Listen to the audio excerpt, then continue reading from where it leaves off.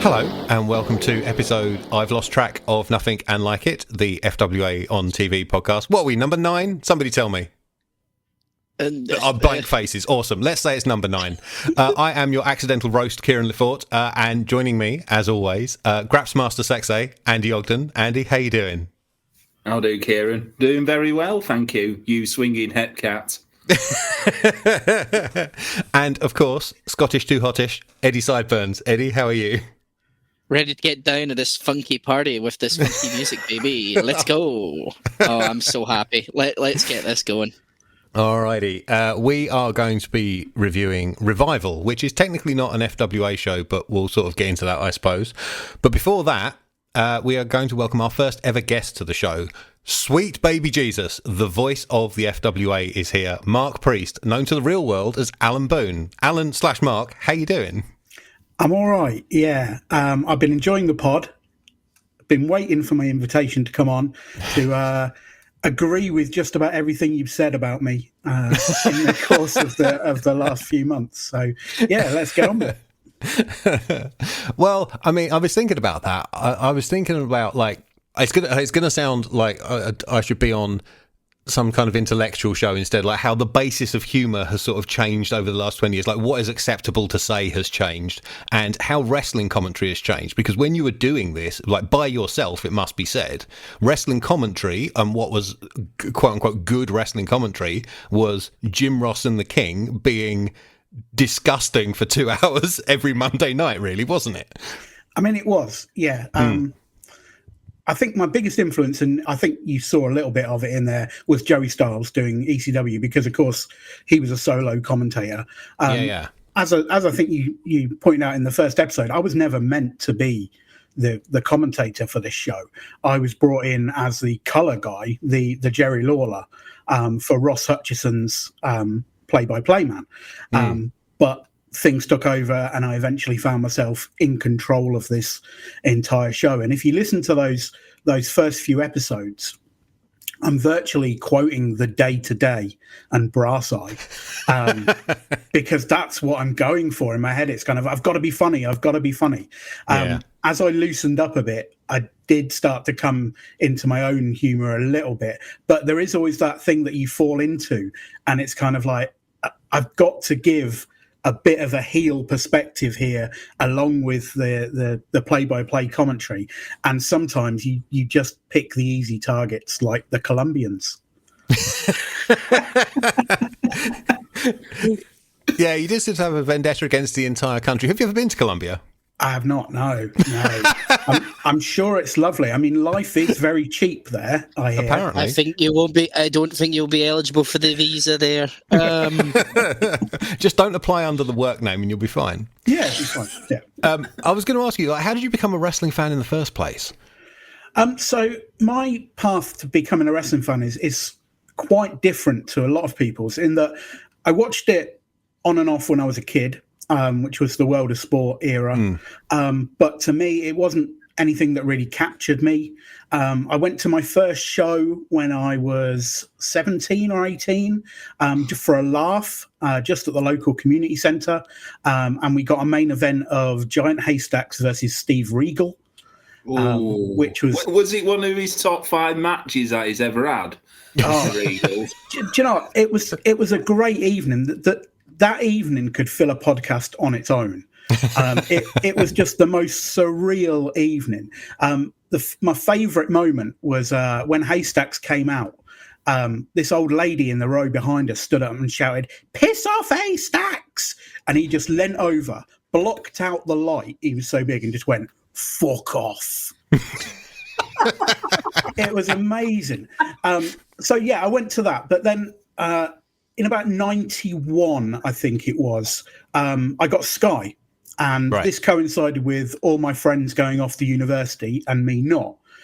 So I was a bit lonely. And when you're lonely, you make weird friends. And the weird friends that I made were Hacksaw Jim Duggan and Rowdy Roddy Piper. Right, yeah. I fell into watching the WWE. The first show I watched was This Tuesday in Texas. And I became a wrestling fan from that. and kind of lapsed a little bit over the next few years, but still kept buying the PWI 500. And then the Attitude Era kind of swept me up, as it did, a lot of people. That got me really back into wrestling.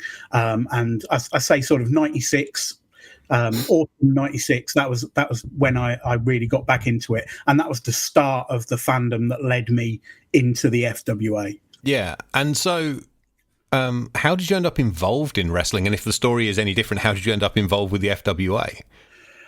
So I was buying Power Slam, as most wrestling fans in the UK were at the time, and I was reading little bits about the UK wrestling scene in there. They'd begrudgingly report on FWA and Hammerlock. I was going to say very little bits, because Finn was not a fan of British wrestling of the 90s and 2000s. But Mo Chatra managed to get enough in there that I became a fan without ever seeing him wrestle, and this was also true a couple of years before with Super Crazy. I became a fan of Super Crazy just by seeing photos of him in Power Slam, but I became a fan of Doug Williams just from the way he was reported, and found out that the FWA, or Capital City Pro Wrestling, as it was, because at that point they were still fragmented, were doing a show in Barking. And so I talked to a friend, Richie Leaney, from Brighton, who some of you may know. Yes, I know him. I've travelled in several cars with Rich Leaney over the years. Yeah, we decided to make a weekend of it. We went to Barking on the Friday night to watch Urban Legends, first Urban Legends. And then on the Sunday, we decided to go to Hammerlock for a training session. So that was our wrestling weekend. He'd been to a couple of local shows, particularly down in Brighton. You can go to the Premier Promotion stuff at Worthing. But this was the first time he'd ever done anything like this. So we pitched up at Hammerlock that weekend, the same weekend that I first saw the new British Wrestling Revival with Doug Williams and the FWA. Was also the first weekend that I did anything to do with wrestling by pitching up at a dilapidated building in Sittingbourne. Where Andre Baker sat on a chair reading the Sunday paper, while John Ryan and Tank Sherman took us through the rudimentary points of wrestling training. From there, I saw a couple of other FWA shows, went to an FWA training day that they had in Milton Keynes, where I learned to do a really good fall-away slam. I had a solid fall-away slam. That was, that was my thing. And I started doing a wrestling website called UK Wrestling Central, and it had profiles of all the wrestling companies that were around at the time. And LSR and Mark were very helpful with that. And from there, I got invited along to be a manager at an FWA show. And I was also wrestling locally for a company called Brawl, who British Real Action Wrestling League? British Real Attitude. Attitude. Yeah, definitely a backronym there. Yeah, absolutely. Yeah, I wrestled on and booked the first half dozen shows that they did. Only booked myself to draw once. The rest of the time I booked myself to lose in the opening match, including against Rich Leaney in his only match. I had no idea he'd ever had a match. That's funny. Well, he was coming to watch the show and my opponent pulled out a couple of hours before the show. So I just said, do you fancy doing it? I'll walk you through it. It was my third ever match, and I was walking him through his first match.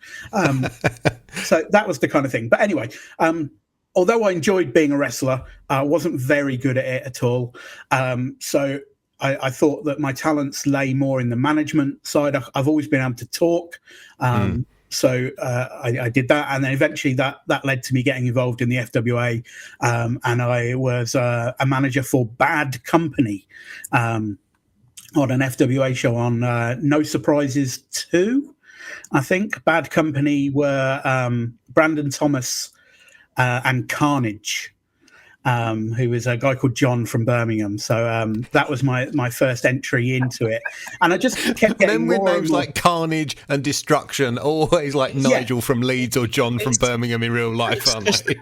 It's just the way he said it, where he was like, and his name is Carnage, and it's John from Birmingham. Yeah. And it just kills the utter fun illusion that you have of this badass when he's just John who works at a call centre half the time, and then, you know.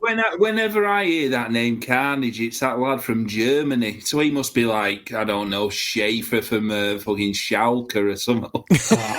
They were all at it. You had Poison, Lee, Heavy Metal Mass, another Lee. The Great British Hero. The Birmingham lot had some really good names. But yeah, I kind of got more and more involved in that. And then when it came to doing the TV that they'd sorted out, they said, oh, you be the colour commentator. And that was sort of where it went from there. Had you done any other broadcasting? Absolutely none. None at all. My whole life has been governed by the principle of just give it a go. And sometimes that works out. A lot of times it doesn't work out, but it always gives you a good story to tell. So, the times that I moved to Texas to live with a Christian girl, the time that I started going to church to try and pull another Christian girl, there's a bit of a theme there, but it's not a continuing one. The time that I got run over on New Year's Eve by offering to lead a walk of drunken people, and I was the first into the road and the first drunk. So I thought you were going to say by a car driven by the husband of a Christian girl. No.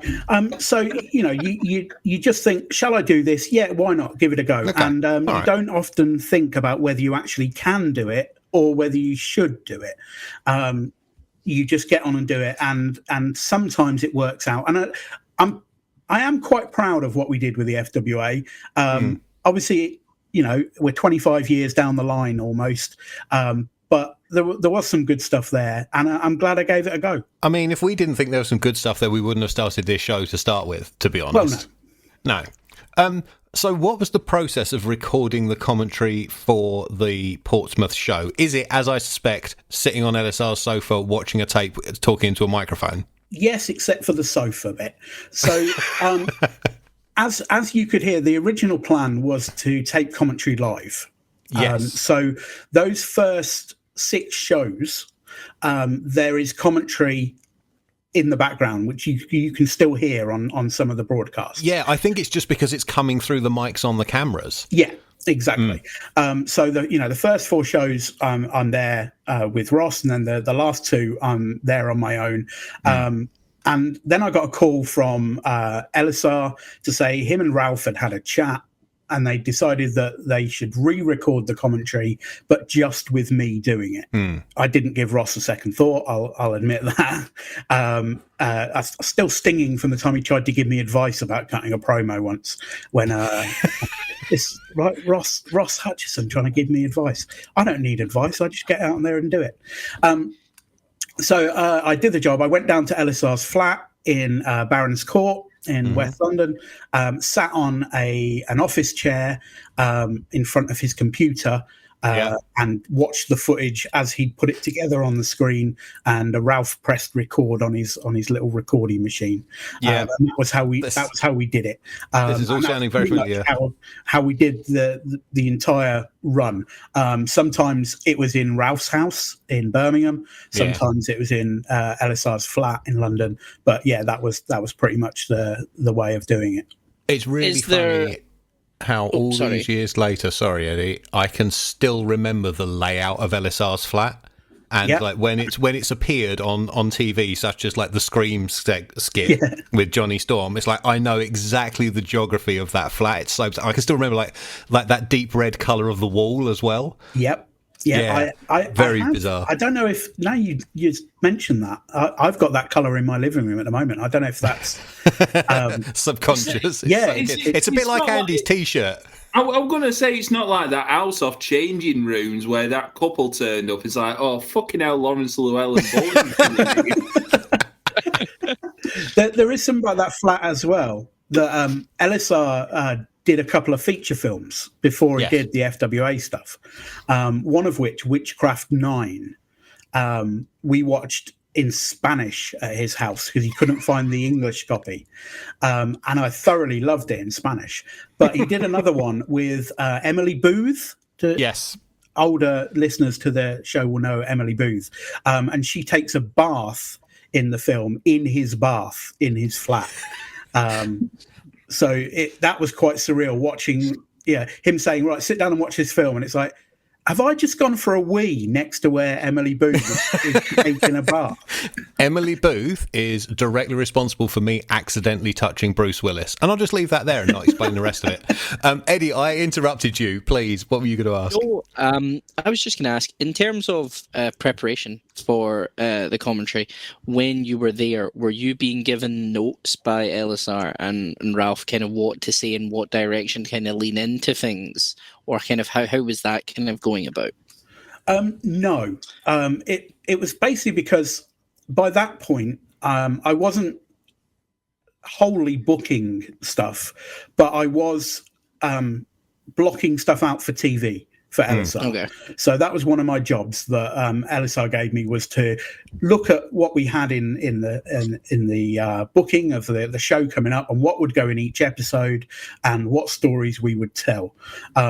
So I already knew ahead of that, but I tried. Right. One of my things was I tried not to know too much of the detail, because as you pointed out, some of these shows were shown and prepared months after they happened, and it was almost nice to forget what you had done, because then you could react to it on screen organically as it was happening.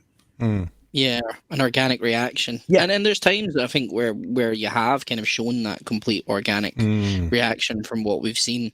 And Alex, so the booking part of it, when did that become a part of your job? If that, did you say you were starting booking during this point, or am I? Yeah, so it was just after these shows.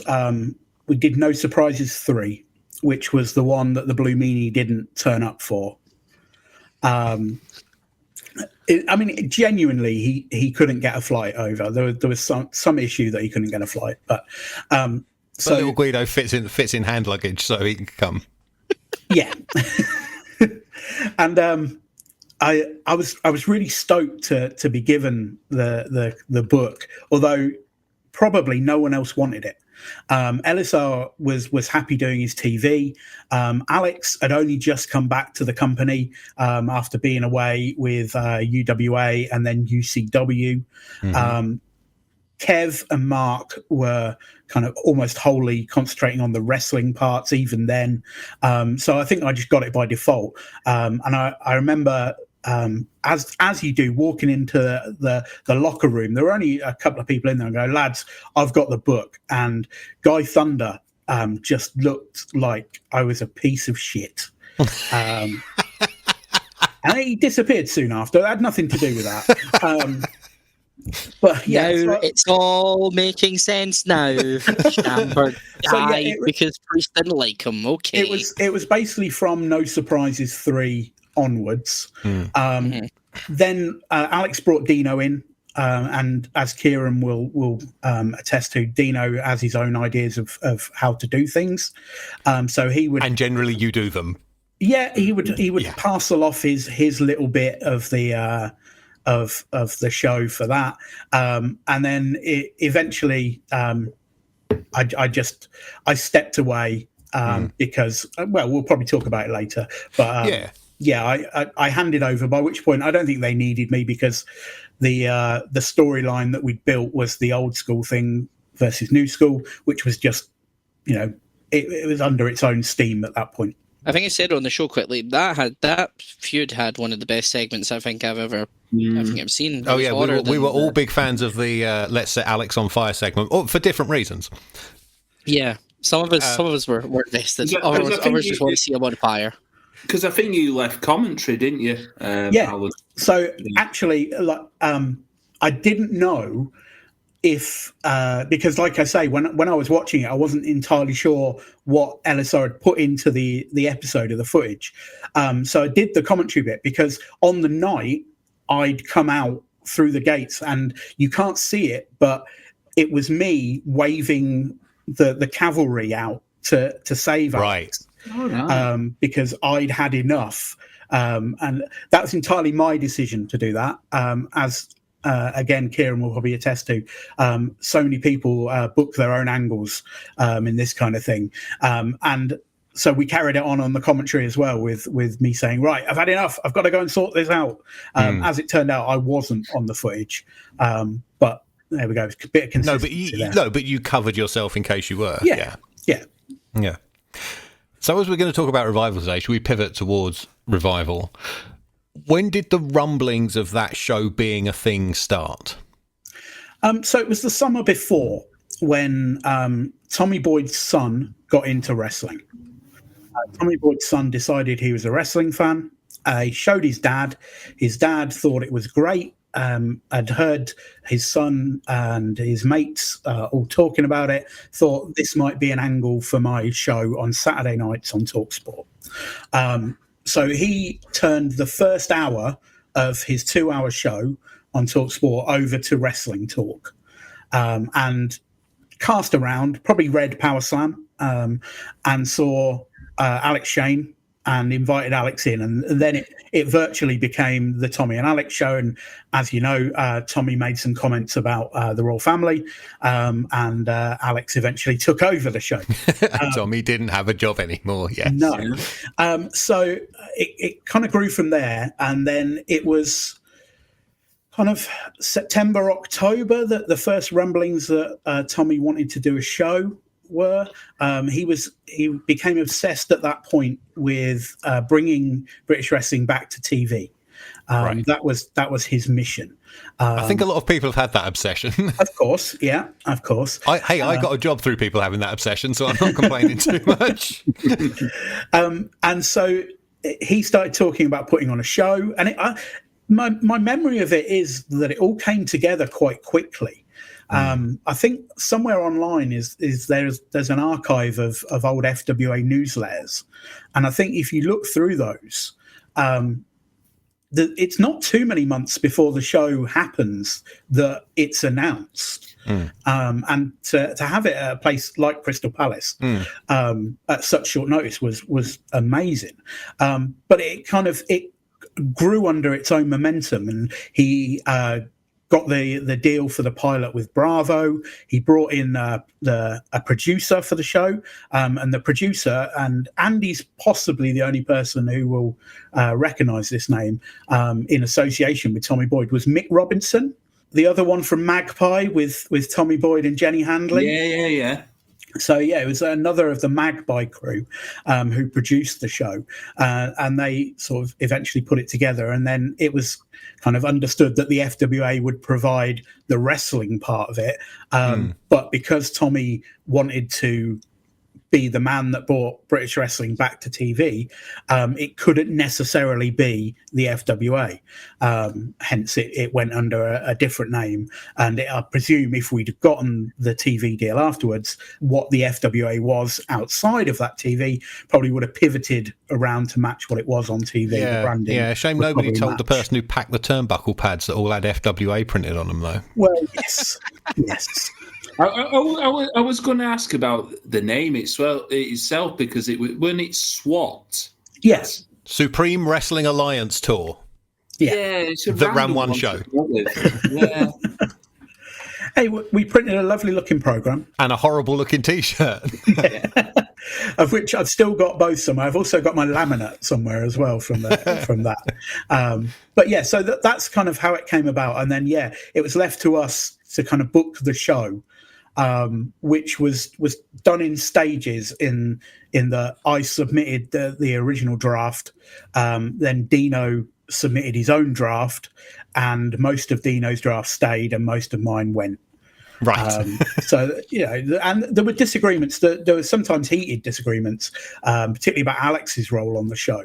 We felt, and as in everyone except Dino and Alex, felt that because Alex was the face of the company and the personality that was on the radio, that he should be in the tournament and get to the final, if not not necessarily win it because the money's in the chase, but he should definitely be in the tournament and face it. And also that he was having a feud both in the FWA and on the radio show with Drew McDonald, and that he should face Drew McDonald at Crystal Palace because he'd been building this up.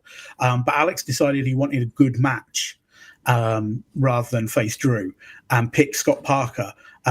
Probably because Scott does that balcony dive. Probably, yes. And I think Alex wanted that in the match as well. So that's how it turned out. But I think the tournament itself worked out for the better with Jody winning it over Doug in the final, in a wrestling sense. If he's not in the tournament, Alex has only got to work one match instead of 3. Well, there is that as well. Yeah, for the same money as if he worked 3. Alan, I was going to ask as well, like on the actual show itself, there's no real mention of the old school, new school stuff. No, because I mean, sorry, because it's not an FWA show. It's like weird. It sort of exists in its own little pocket universe. It's kind of, it would exist in and out of FWA continuity as and when it needed. Like if a future commentator needed to bring up, Doug Williams has pinned Eddie Guerrero, right? Like that kind of thing. Yeah, it's like it's like with that the VHS we saw at the end where it was like, we've time travelled. This is now we've gone into an alternative universe. It's actually with only 6 weeks, but it feels like 5 years. Yeah. Again, still, honestly, saw the Jaundice intro, was ready for Mark Priest, heard a Geordie, wondered what the fuck has happened here. But it's interesting that it's in its own pocket of things, and obviously Mark/Alan, when you obviously decided you were going to commentate on this show, and you commentated with Dean Ayas. Was that a decision that was made by yourself, or was that who made that decision, and what was the kind of preparation for that? I think it was always going to be me commentating because Tommy used to refer to me as the voice of British wrestling. Adam South was the voice of the FWA. I was the voice of British wrestling.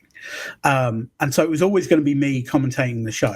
When it came to doing the thing on the night, and I think Kieran's, and I don't know if the rest of you have heard it, got hold of the radio commentary, which on the face of it, we did 3 hours of live radio from a wrestling show.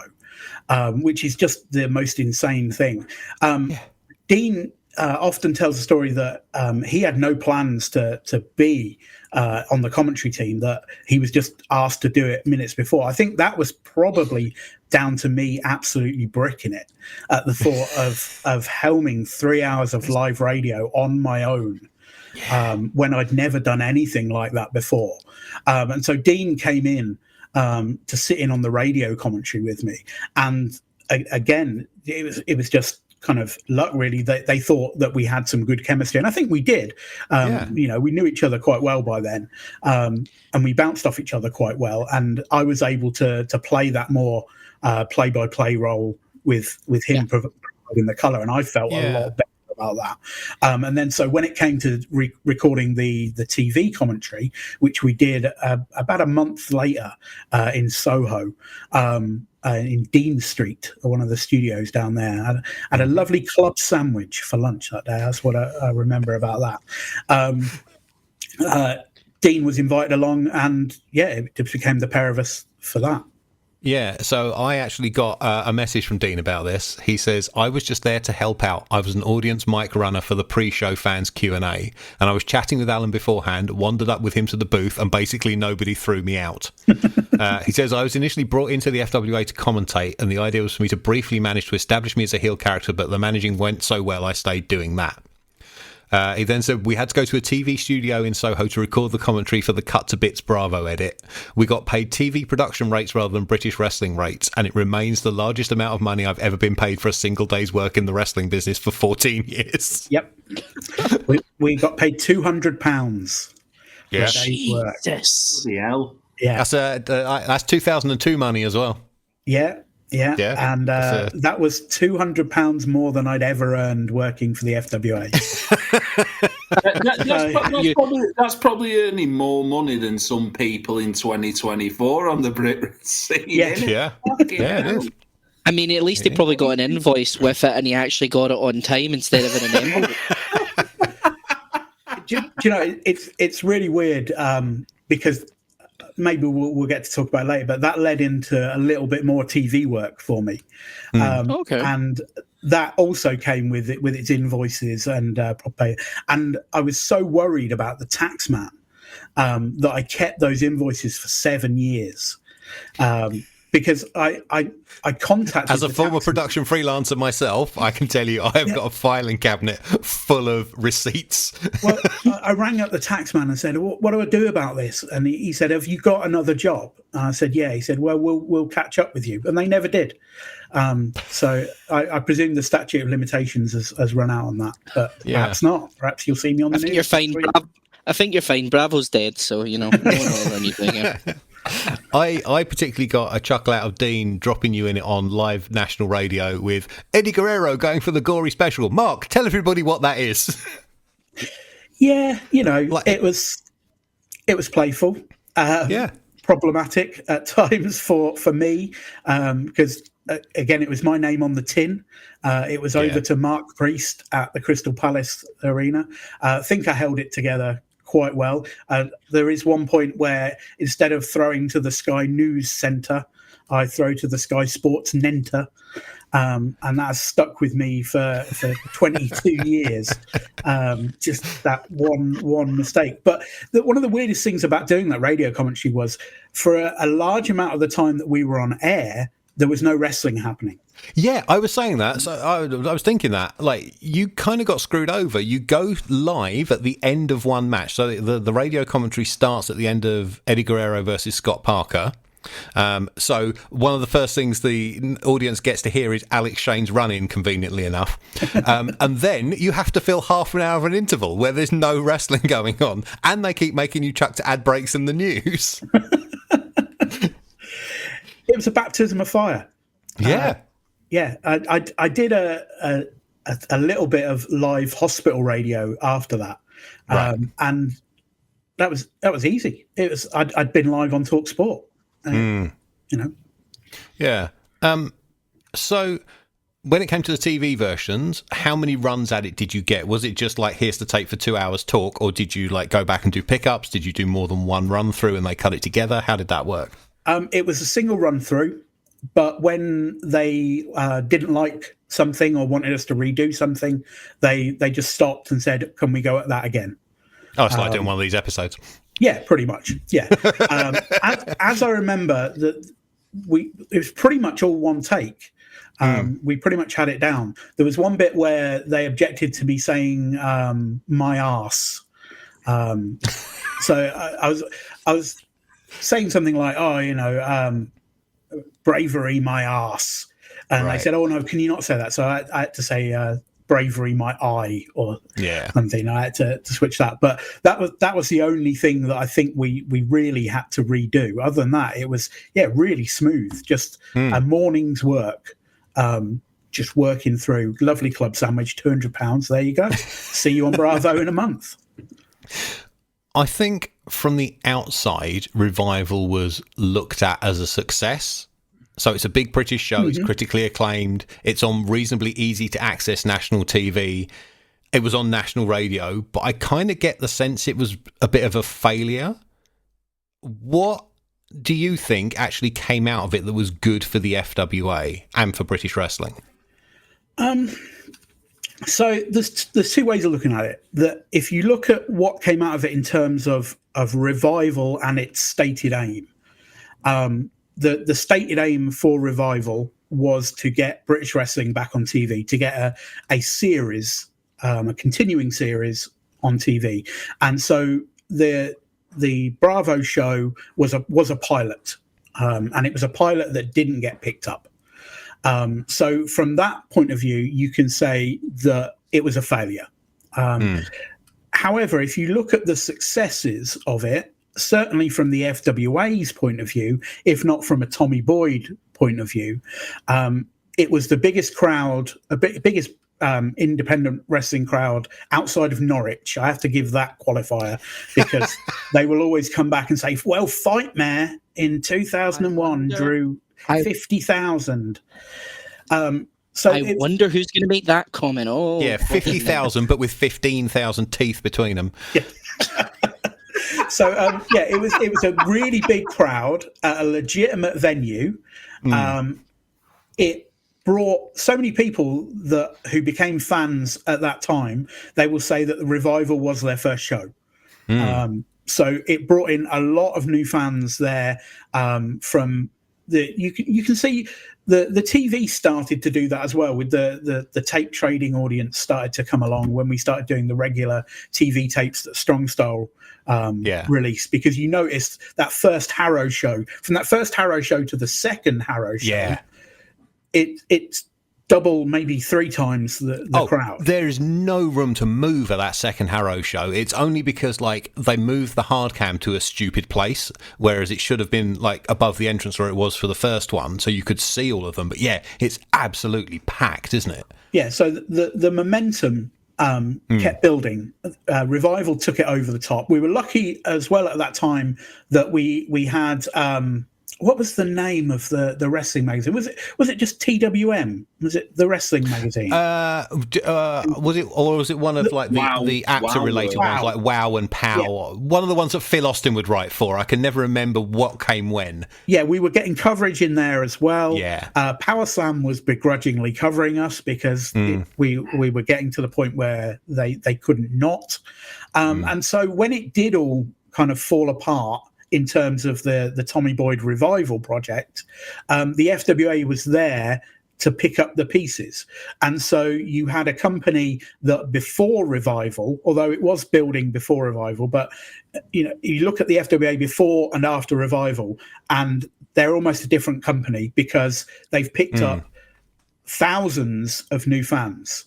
They're not all coming to shows, they're not all buying tapes, but they're there, and having that base, having people talking about you on the internet, on the UK fan forum, such as it was back then, really, really sort of helped the company. And then they managed to move on. Unfortunately, I wasn't part of it by that point, but we were getting there. We were doing Walthamstow.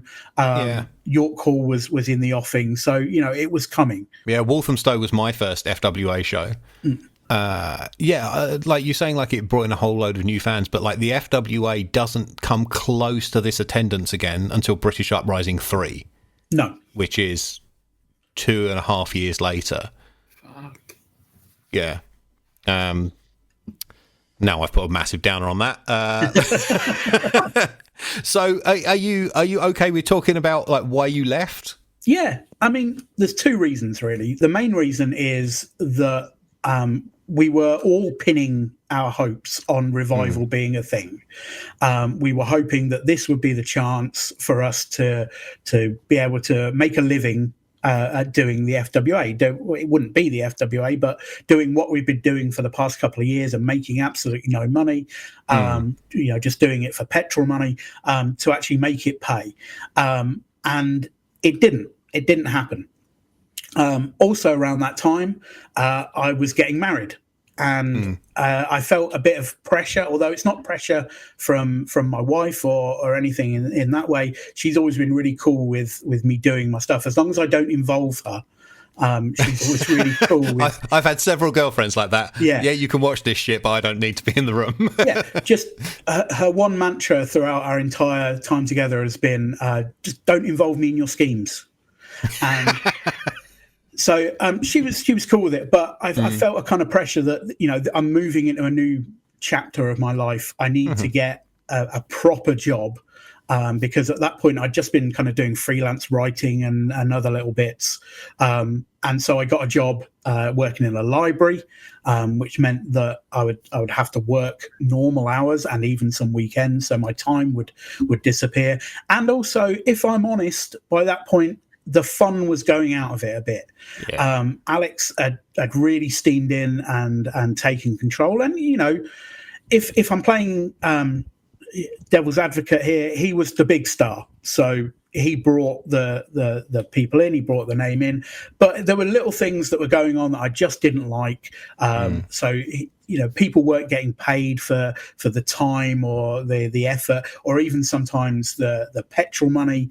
I remember once with Cammy, Jack Xavier's valet, we had a show at Walthamstow, and she told me she'd driven from she lived in East London, Essex area. That morning she'd driven to Heathrow to pick up Ulf, I think it was, for that show, and then drove him back to Walthamstow, and then was going to drive him back round to Heathrow later. And Alex wasn't even giving her petrol money for it, and it was part of earning your dues. And I didn't like it. I spoke up about it, and it just went a bit sour. And I just thought, you know what, I can do without this, because as much as I've always been the kind of person to say, yeah, let's give it a go, I've also been the kind of person to be like, I'm not enjoying this anymore, let's just stop doing it. Are you, I mean, and I've been aware of you like doing various things within wrestling in the years since, like involvement with Good a little bit. Yep. And Love the Graps podcast. I used to listen to that a lot. Are you doing anything in wrestling now? No. So after I left the FWA, I needed a break for a while, and so I took a few months out. Yeah, I took a few months out, and then I decided I wanted to wrestle again, and it was only because again, older listeners will remember this name, Gangster, down in Trowbridge at the UCW. He said, you finished wrestling, but you never had a last match. Do you want to come and have a last match with us? And so I had a last match, but as is the way with such things, we booked the last match that it would lead to a match the next night where I would form a tag team with my best friend, and which eventually led to a couple of years of doing a tag team called the Fuck You Crew on the Indies. Which finished in early 2005, again because we got bored of it, and because my tag team partner, who went by the name of Stereo Mike, decided he hated wrestlers, and thus spending time at wrestling shows with wrestlers really wasn't the best thing to do. And I eventually just faded away from wrestling completely after that. I think when Eddie Guerrero died, that was like the final step for me, and it was a good 7 years, I think, before I came back to wrestling, when I was just flicking through channels and saw Dean Ambrose, and I thought, oh, who's this guy? And then around the same time as well, I watched the documentary on ICW that they did on BBC Two, and I remembered I'd actually been in Mark Dallas's first match as a wrestler. It was a Rumble in Nottingham, and as part of the Rumble, he was in it, and it was me and him who were the last two. And my cohort, the Hellfire Club, was my faction at the time, eliminated him, and so I became world champion of English Extreme Wrestling. And still am, because that was their only show. So I remembered Mark Dallas and thought, oh, yeah, it's really cool to see what he's built. And then from there, again, I started sort of getting into, I started buying FSM, finding that there was this cool little wrestling revival again, that Progress were doing really interesting stuff in London. Imagine that, Progress doing really interesting stuff. Yeah.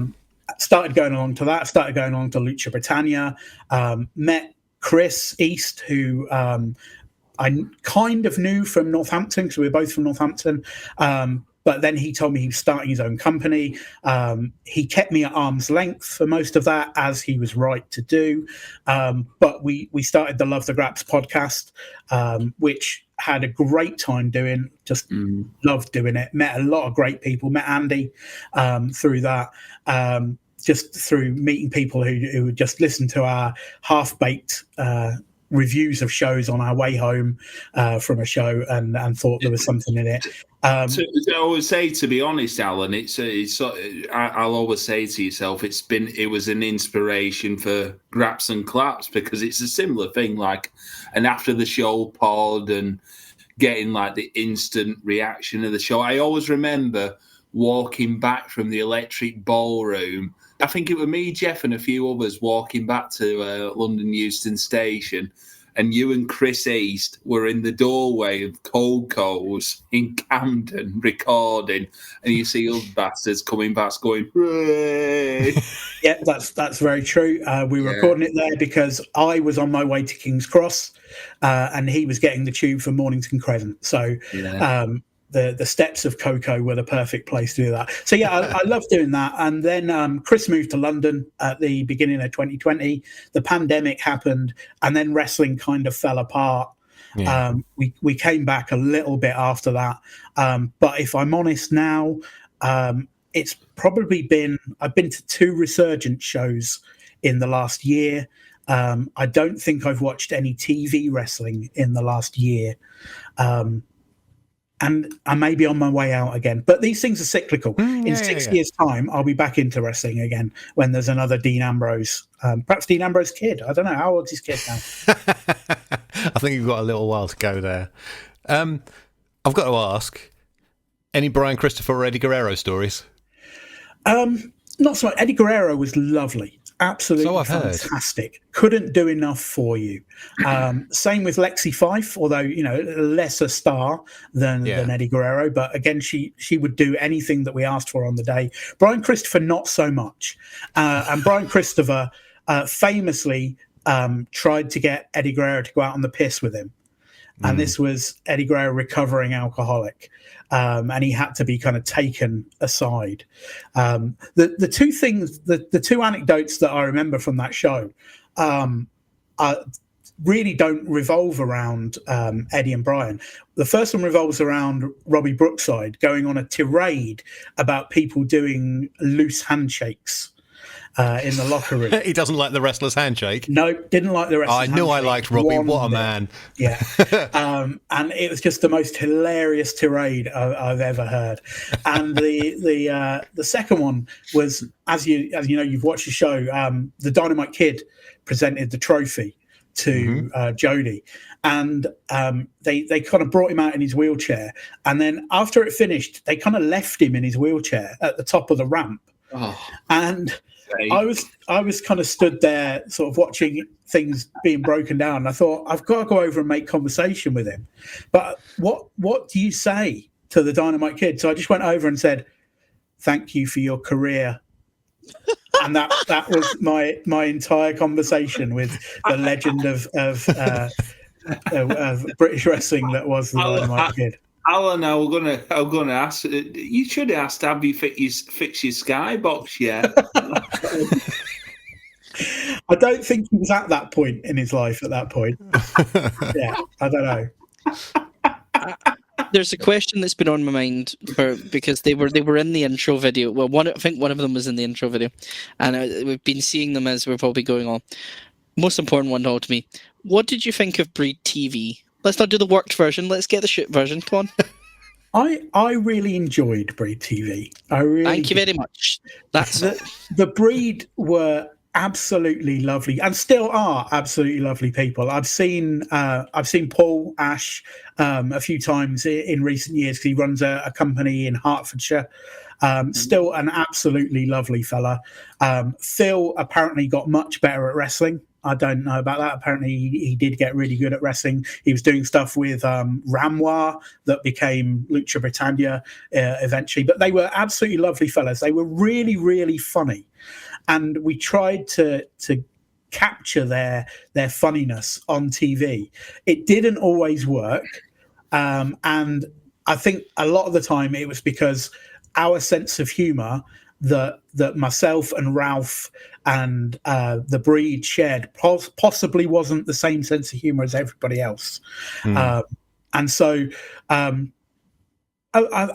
think Kieran mentioned that he'd heard from one of your Deep Throats that we were planning a live Breed TV at a show which didn't happen in Brighton. And the venue was going to be it was in a leisure centre and there was a swimming pool. And at the end of it, they were going to interview Ulf Herman live in the show, and Ulf Herman was going to end up throwing them in the swimming pool, and that was it. And it was just we tried to bring a bit of playfulness to the show as well. There were ideas which never worked. So at one point, you remember the old Batman TV show where they went between scenes by doing the spinning Batman logo that would come to the front of the screen and then back out? We tried to do that with the FWA, and it just looked a little silly. We tried to play with match graphics that looked like computer games. Had a friend draw up some characters. That didn't work. We pitched a mini series to go along with the Portsmouth TV show that would feed into the actual TV show itself, but star the kind of lesser light. So star everyone's favourite Ian De Silva, Brandon Thomas, and they would turn up on episodes of FWA TV with bruises and cuts, and you wouldn't know where they were coming from. And it would turn out that there was a fight club running at the FWA dojo. And so I actually scripted out a 6-episode miniseries that was going to be released on the internet alongside these things. But it's just another thing that never happened. Because again, all those things you're mentioning, that is stuff that would get over now. Like, I think it's just ahead of its time. You were just too early. I mean, he's pretty much just announced Raw Underground, but FWA Underground. Yeah, that's pretty much what he's done. Yeah, and stuff like the video game graphics. Like, how much easier is that to do now than it would have been in 2000, 2001? Yeah, it was literally, I had to get my friend who was a really good cartoonist to say, can you draw these 30 wrestlers? Which would, it's an impossible amount of work. But we tried to push things forward, tried to make it our own show.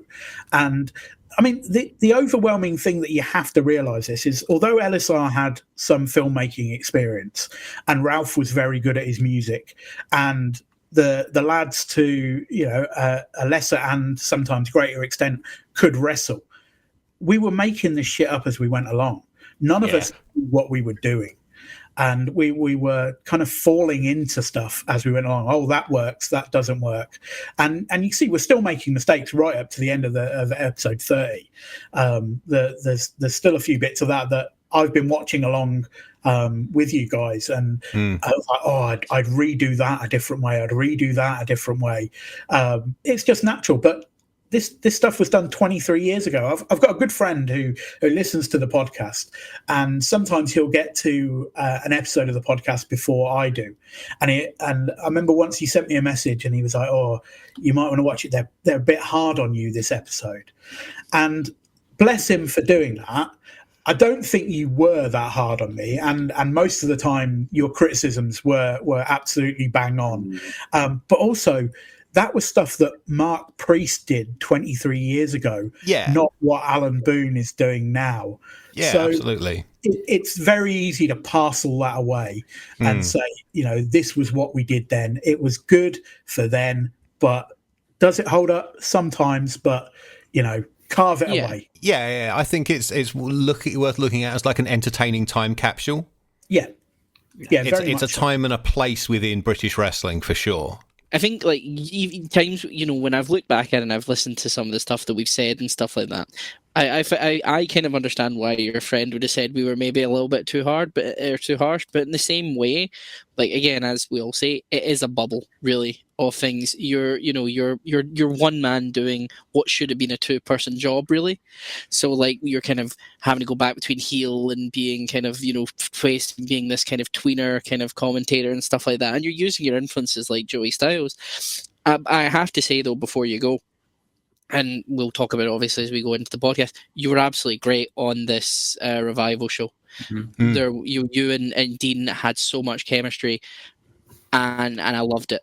There's not going to be any Mark Priest-Burrow, even though the fact he is on the show now at the moment, it's not just because of that. Yeah. I thought you were great. Yeah, I mean, I'm in the same camp. It was like watching that show and listening to that commentary pairing, I'm like, this is what it should have been all along. Yeah, from the start. Yeah, and it was fun to do as well. And when something is fun to do, you can really tell. And I think if you went back and listened to my commentary on the Portsmouth TV episodes again, you can tell that there are times when I'm enjoying it more than others. There are times when me and Ralph are just having a real laugh.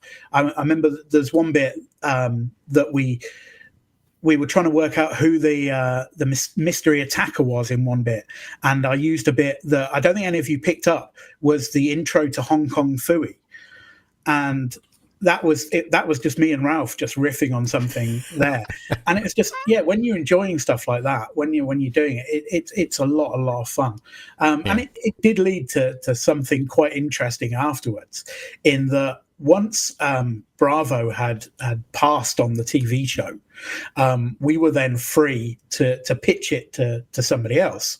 So Elisar and I thought that we would go in a slightly different direction and pitch a women's wrestling TV show to Granada Men and Motors, which at the time was located 2 doors down from TalkSport.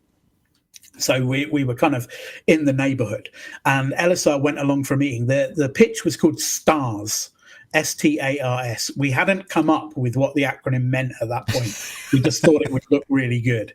And bear in mind that there was an absolute paucity of women wrestlers at that time, but we were sure that we could do it.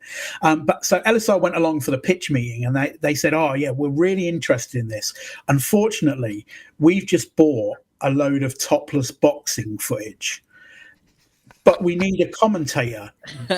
And so Elisar put my name forward, and I went down to meet the guys at Men and Motors, and met the producer, sleaziest guy you've ever known, like TV veteran.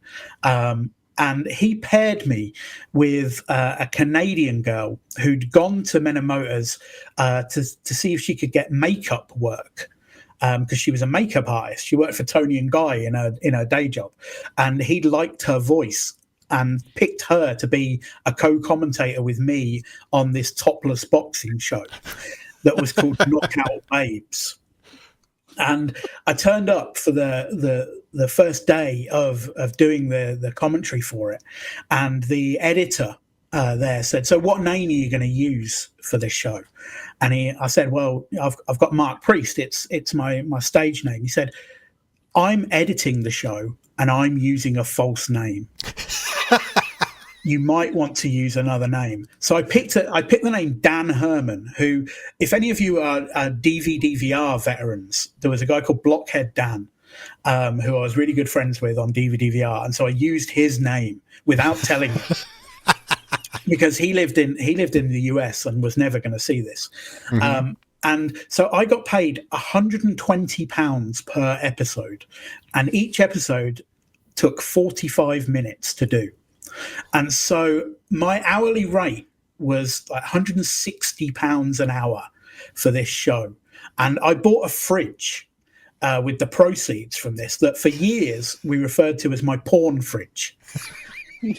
And once they'd gone through this topless boxing footage, they said, "Well, we've got something else. We've got this footage of women just taking their clothes off. Can you suggest anything for this?" So I suggested a competitive stripping show, in that I would give names to, she's only going to perform the Babs maneuver. But instead, they just wanted to show the footage and have me, as the host of the show, interview Anne, who was the Canadian girl, her pretending to be, putting on different accents, each girl that was on the show. And we did 18 episodes. So there were 36 girls, because 2 per show. And of those 36 girls, I did the voices of 2. So I interviewed myself twice doing those. And for that, I used the name Paul Coffey, who was my best man at my wedding, with his permission. But in that, I got to do what I was kind of trying to do with Mark Priest in the FWA commentary, and tell a story about the commentator, that his life gradually got worse as the show went on. And by the end of it, he was living in a dumpster. And that's what I wanted to do with Mark Priest. But that was my brief foray into TV work. That into I earned, quote-unquote proper television. Yeah, I earned about £4,000. Lots of people beat off to the sound of my terrible jokes. Unfortunately, I have no footage of either Knockout Babes or the second show, which, because it had slightly busty women, was called Top Heavy. I have none of that footage at all, but it was, at least the last time I checked, and it's not something I check regularly, it was on IMDb. So, Alan, quick question. You mentioned about how you come up with names. Mark Priest, it's been bugging me all week. Was you a Mark for Judas Priest? No, I just picked the name, Mark Priest. I don't, I mean, it sounds weird, like, I have no strong feelings either way about my own name, but it's not a wrestler's name. And so I needed a name. And I came up with Mark Priest. It sounded like a good name. And then initially, when I was wrestling at Brawl, I had a very slight priest gimmick, which is why I had the Hellfire Club was my faction. So it kind of played into that. But yeah, I later found out that, and I should have known this because he was quite famous. There was a New Zealand cricketer called Mark Priest. Yeah. And so when you Google, you get a lot of stuff about the New Zealand cricketer. Do you think he ever gets questions about Alex Shane? Let's hope so. Yeah. So, yeah. But yeah, I would change a lot of stuff. You hear people say I wouldn't change a thing. I would change a lot of stuff, but I don't regret any of the stuff we did at the time. It was a lot of fun. It had its moments when it stopped being fun, but mostly for the entire time that I was with the FWA, and I was with the FWA from sort of autumn 2001 or 2000 through to summer 2002. And I don't know, I think my final moment in the FWA, I don't think makes tape, because I think it's on one of the lost shows where I was brought back because I think Alex felt bad about the way that I'd kind of left. He brought me back to appear on stage and fire Dino Scarlo. God, I think I was at that show. That was a Walthamstow show, so it might have been... Yeah, that might have been and I would have been completely fucking confused about what was going on because I had no idea what the promotion storylines were. Yeah. So, and that was my final moment in the FWA. That was what then. So, yeah, it was a great time. What we did was amazing. What Mark did and LSR did, particularly to build that, to get it to the point where Alex could take advantage of it. And Kev O'Neill as well. He's often the forgotten man of the FWA. But Mark, Kev and LSR built something amazing that Alex was then able to take and run with for a few years before running it perhaps into the ground a little bit. Yeah. I am conscious we have kept you twice as long as we said we were going to. However, is there anything else you want to talk about that we haven't touched on to do with the FWA before we let you go? No. If there is, maybe I'll join the ranks of your deep throats and send something in as you go along. But yeah, I think because of the way that the TV goes, it will move beyond my period with the company by the time it comes back. So I will keep listening. I'm really enjoying the pod. It'll all be new to me because when I kind of left, I went to one more FWA show after I left, which was the one where Paul Travell got set on fire and the bomb scare. When you get to tell that story, that'll be a brilliant story. I don't think we're actually going to cover that show because it's not TV. Yeah, there's a loophole we can exploit, but I kind of like, apart from Paul Travell getting set on fire, like there is nothing really storyline noteworthy on that show. Do it as a Patreon extra. I have one final question. Sorry, there is one other final thing. I need to bring this up, otherwise my whole gimmick on this show has been for nothing. In a sentence or a word, what are your thoughts on Steve Linsky?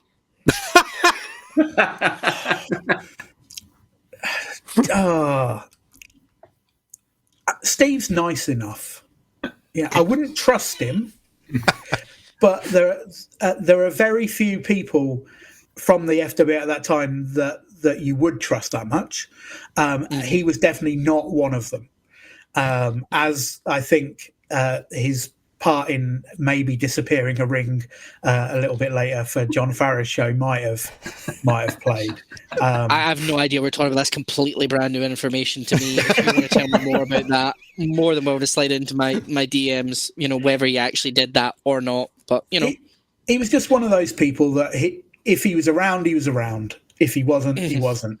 As you noticed on one of the shows the other week when Gary Hayward just suddenly popped back up after months. It was whoever was around at the time got used. And so if Steve was there, he was there. If he wasn't there, no one rang him. So, Fair enough. Thank you so much for giving us your time this evening. Thank you. Feel free to plug your socials, plug anything you're doing, anything like that. The thing I'm doing at the moment, my current obsession is I have a radio show on noiseboxradio.com. Currently on Tuesday nights at 8, but I'm soon moving to Wednesdays at 9. And it's a music show, and I do 1 year, one theme, 1 hour. So the show that I did a couple of days ago, as we record this, was Sophistipop from 1984. I've previously done folk music from 1971, alternative country from 2003. I've got hip hop from 1989 coming up. I'm just really enjoying doing it. Awesome. It's just one of those things where, can I do this? Why not? Let's do it. And I really enjoy doing it. So yeah, noiseboxradio.com. Find it's the Sugar and Lust radio show. Awesome stuff. Thank you again so much for joining us, and thank you for all the entertainment you've given us in your commentary over the past 8 or 9 months. No worries. Thank you. Thank you. Tremendous. Before we actually talk about Revival itself, as I mentioned when we talked to Alan, I had a message from Dean Ayers, co-commentator on here. We talked about him because Eddie is confused about who the commentators actually are. On these shows we watch. Dean, who listens to the show, says, I can confirm that I have never ever worked under a pseudonym, except for one occasion where I rang up a local radio station in a work segment to promote a show. I pretended to be Alex Shane's personal trainer and gave myself the name Mark Smart just for my own amusement. He says, yeah, exactly. The FWA was the first time I'd ever been a heel manager. I was only ever an MC in Hammerlock, but I didn't see much of Cyrus in ECW. My influences were subliminally absorbed from years of watching the likes of Heenan, Cornette, and Paul E. He says, the reason he had the neck brace on was because on the live show, he had an actual match with very little build-up, which was me and Mark Sloan versus Nikita and Scott Parker. It was supposed to be me and Justin, but he no-showed because they literally forgot to book him. I remember Alex phoning him up, and he was nowhere near Broxbourne and couldn't get there in time, even if he wanted to, so Sloan stepped in.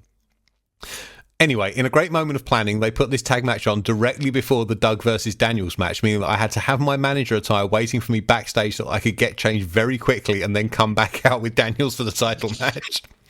The neck brace was mine. I had it after a car accident many years ago and have kept hold of it just in case I ever need it for wrestling purposes. So there we go. Can't wait to have him on the pod at some point. He'll be great. Yeah, I'm sure he'll do it. I'm sure he will. So yes, Revival, technically not an FWA show. SWAT Revival, the search for the King of England. You can stop your search now. He's underneath the car park in Leicester, which is a large town in the Midlands, according to Andy. It is a large town. It is February the 9th, 2002 at the Crystal Palace Indoor Arena, where Rev Pro and New Japan now run in London. And where the first ever UWA Wrestling Rampage tapings had happened in 1999. Although I gotta say, FWA made this building look a whole lot better than they did. Fucking dead right. Yeah. 2,000 tickets out for this. Every single one of them priced at £20. And it was essentially first come, first serve. So if you were at the head of the queue, you got front row. How would you have found it out about this? Like forums, I guess. Forums, the radio show. It was mostly promoted on the TalkSport radio show. So like Alex and Tommy Boyd did an angle where Tommy was insistent that the blood in wrestling wasn't real. Ketchup. It was tomato ketchup, or it was a makeup artist, and they end up getting in a heated argument on what we shall call the go home radio show for this, and have a fight on the radio. It's the sound like Tommy comes over the desk at Alex and basically gets battered because Alex is the bigger man. Alex storms out of the studio. So that kind of explains what happened in the beginning bit of this Exactly. show. Right. And Jane Childs comes in to replace Alex, And we get some tremendous, in inverted commas, acting between Jane Childs and Tommy Boyd as they try and continue the show while he pretends to have been concussed by Alex Shane. It's very funny. The price of the tickets, though, today, that sounds crazy. Like, why was there no tiering system? And even in 2002 money, this show had to have cost more than 40 grand to put on. If you think, Kieran, like Red Pro run Crystal Palace, Yeah. you're thinking first row is like 80, 90 quid.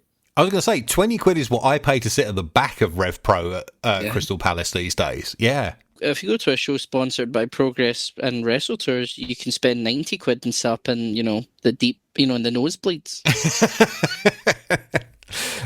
So I found this note from Ben Corrigan, Brit Reserway Days on Twitter. A couple of years ago, he did the 20th anniversary thread. He does his long threads on significant shows he's been to. Yeah. So 2 years ago, he did the 20th anniversary thread on this.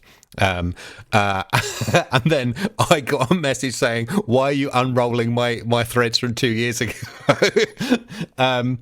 He says, in those days, for revival tickets, you had to phone up a ticket line, give your details, and then send off a check in the post.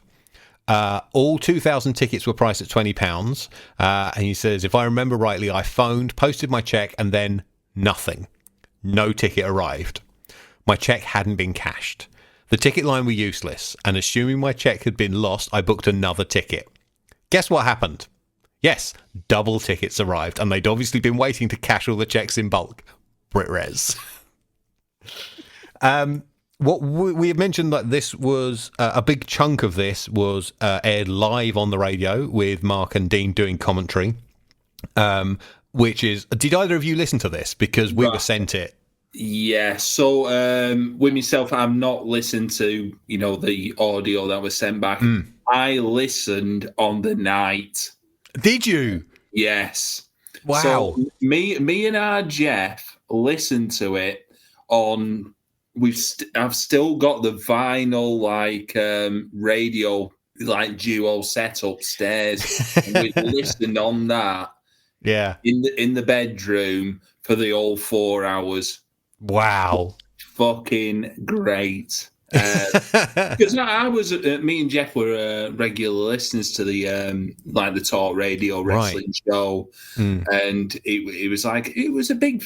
Honestly, it was a big thing, because we'd followed it week to week and listening to that It's a strange thing listening to wrestling on the radio for 4 hours. It is. Did you listen to it, Eddie, at all, or have you heard it before? No, but it's something I'm curious about. Yeah, it's really interesting. So I listened to it over the course of a couple of commutes this week, and I think they do a superb job of holding together a show that long and describing a very visual entertainment medium on the radio.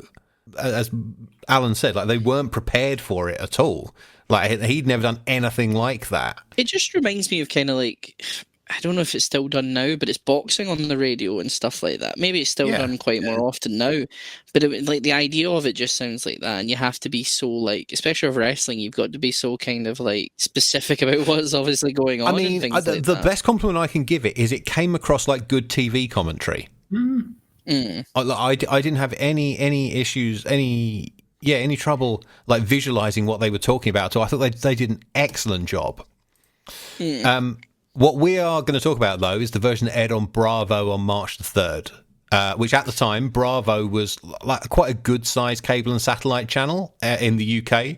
It was sort of the tier that once you had your satellite or cable box, you automatically had Bravo. Yeah. And it was sort of like a male-orientated genre channel, wasn't it? Very much I think Alan mentioned, Granada, Men and Motors. But slightly less sleazy. So, it had a bigger budget for, American sci-fi TV shows and that kind of thing. Yeah, and, you would get, ECW and WCW. Yes, they aired latter-day ECW, didn't they? TNA was on it at the near end of the time.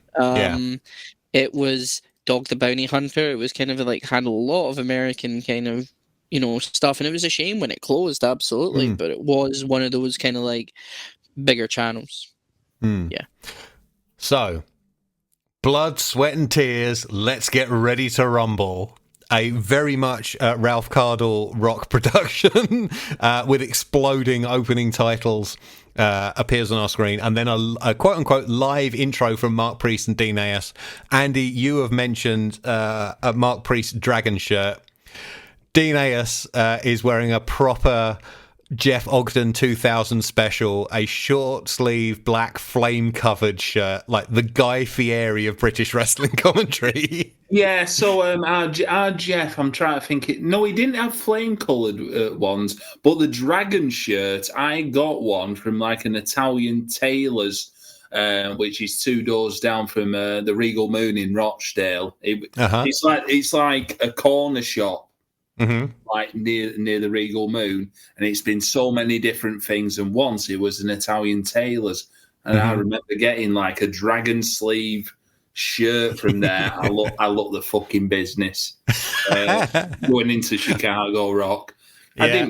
I didn't pull that night. It was about 40, cracking shirt. I had one of the flame ones. I didn't look the business, and I didn't pull either.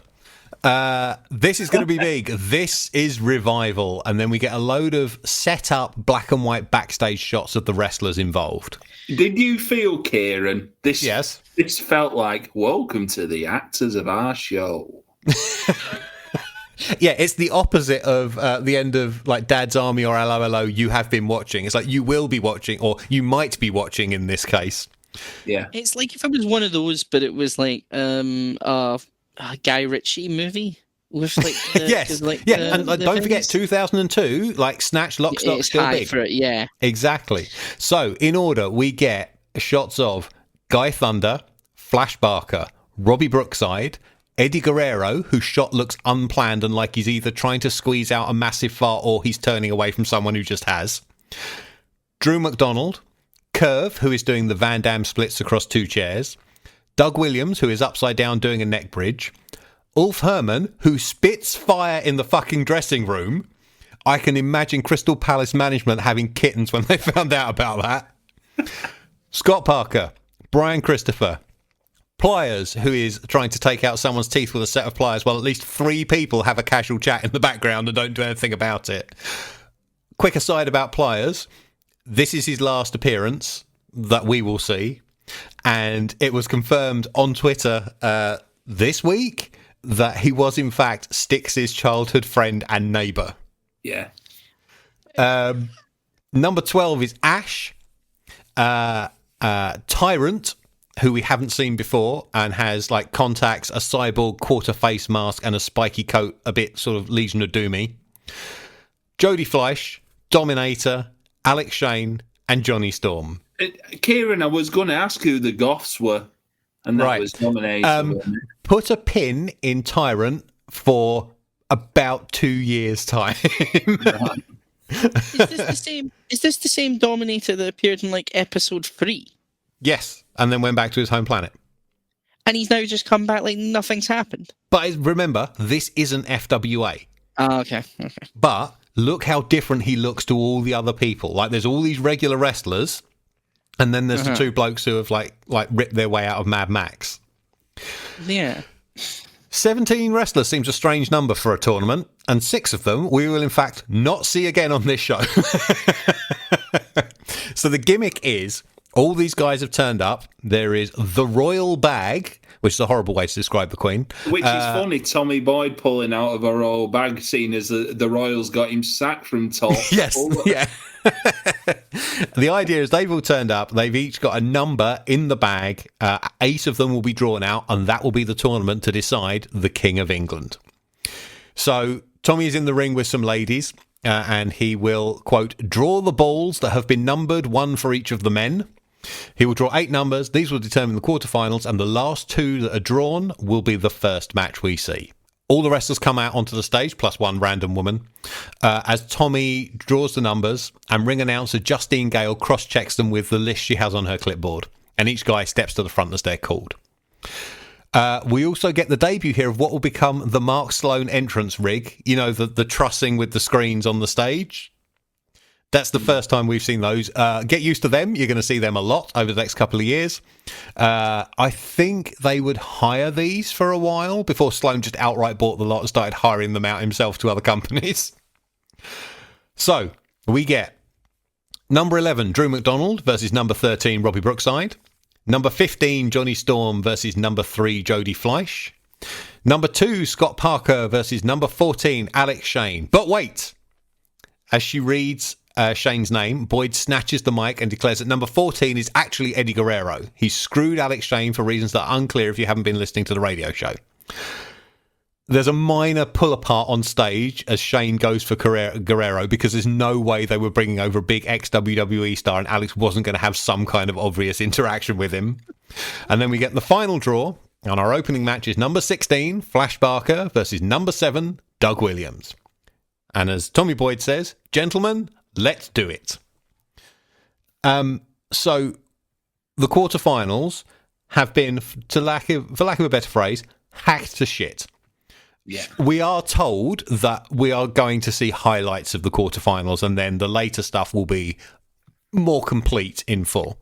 Bear in mind, this was a 3.5 hour to 4 hour live show that was cut down to 2 hours, including ad breaks to fit on Bravo. So I think there's like 90 minutes of the actual show made air. We can't really dwell on these because we're not shown enough of them, really. This match looked to be quite fun, though. I did note Linsky needs to tuck his fucking shirt in. Yes. Yes. First sentence of this. Linsky needs to tuck his fucking shirt in. Nice PS2 sponsorship. Oh, yes. I was going to say the game that they were sponsoring, was it Just Bring It? What a fucking game that was. So someone had managed to get sponsorship from SmackDown Just Bring It, which was the newest WWE game at this point, having been on the shelves for only 3 months, and Legends of Wrestling, which had a staggered release, but the PS2 version launched in the UK 6 days after this show was taped. Oh, I should say, this takes place more than. It takes place either 6 or 8 days, so let's just say 7. It takes place a week after the last show we talked about, after Crunch at Broxbourne. Okay. And then went to air before that got released on videotape. The other, in a much smaller banner, the Wrestling Observer also sponsored this show. That gets a couple of shots later on, although there's fans mostly standing in front of that one. Because he was, like Meltzer was a regular on the Talk Sport Wrestling show. Oh, was he? Okay. Yeah. They'd always bring him on for about 15 minutes or so. This did get a little bit of coverage in the Observer as well, because it was Eddie Guerrero in the UK. Yeah. So we get things like Flash's drop kicks Doug into the front row, which is all the Alex trainees. You will see a lot of the face of the man who we now know as RJ Singh. Yeah, I've got the notes on that. Yeah. Well, there's also a honking great close-up of my old mate Andrew Fozzie Maddock right at the beginning of this as well. He's down with them as well. He was in with that lot. I'll tell you what, one face who pops up on this, and he's on the outside, Bill Apter, who was like a regular on these super shows. Alex would always bring him in for these big shows. He was around a lot. Doug ends up in the front row. Flash then flip dives onto all of these trainees off the barrier. And then when they get back in the ring, he hits a top rope Frankensteiner. Like, high-flying Lucha Flash Barker, to me, is the funniest thing in this company. When he's doing the flip, he's holding on to someone's head. Yes. He's doing the flip. Yeah. Doug gets his foot on the ropes after a badly executed and badly edited flash in the pan, reverses a corner whip so he can spring off the middle rope and hits the Revolution DDT for the pin. We then cut to a sign that says, "I just came for the ladies." And my note is, careful standing up then, sunshine. I've put, has he been watching the product? Match number 2 is Scott Parker versus, Eddie Guerrero. Eddie had been released from WWE in November beforehand. He was arrested for drink driving and he was sent to rehab and he was basically released for 6 months. And he would show up for Ring of Honor. He went to Puerto Rico. Like, he had a little indie run and they managed to book him for this. I have to imagine, like, he was the big draw for this show. Yeah. So Scott Parker is announced at £230, which I think is highly unlikely, even if he's carrying his best friend. Kieran, did you feel here? Justine Gale. Now, I've never heard of her. Who is she? I did a little bit of research. She's just some kind of, with great apologies to Justine Gale, just a sort of generic TV presenter these days. Right. I was going to say no cadence at all. Like, no, she doesn't. Yeah, just like Scotty Parker there. Yeah, it's she announces the wrestlers are coming to the ring with the same way she would announce a child had won the tombola at a school fete. Yeah. Like, it was like those cards were the first time she had seen those particular words in that order. Yeah. Why was she holding two microphones all the time as well? I've only ever seen that done a PCW show when they've tried to get Matt Brooks to do his singing, and for the mics to actually work. So oh right, okay. So maybe it was like redundancy. The reason why. But you mentioned about like Guerrero being on this show.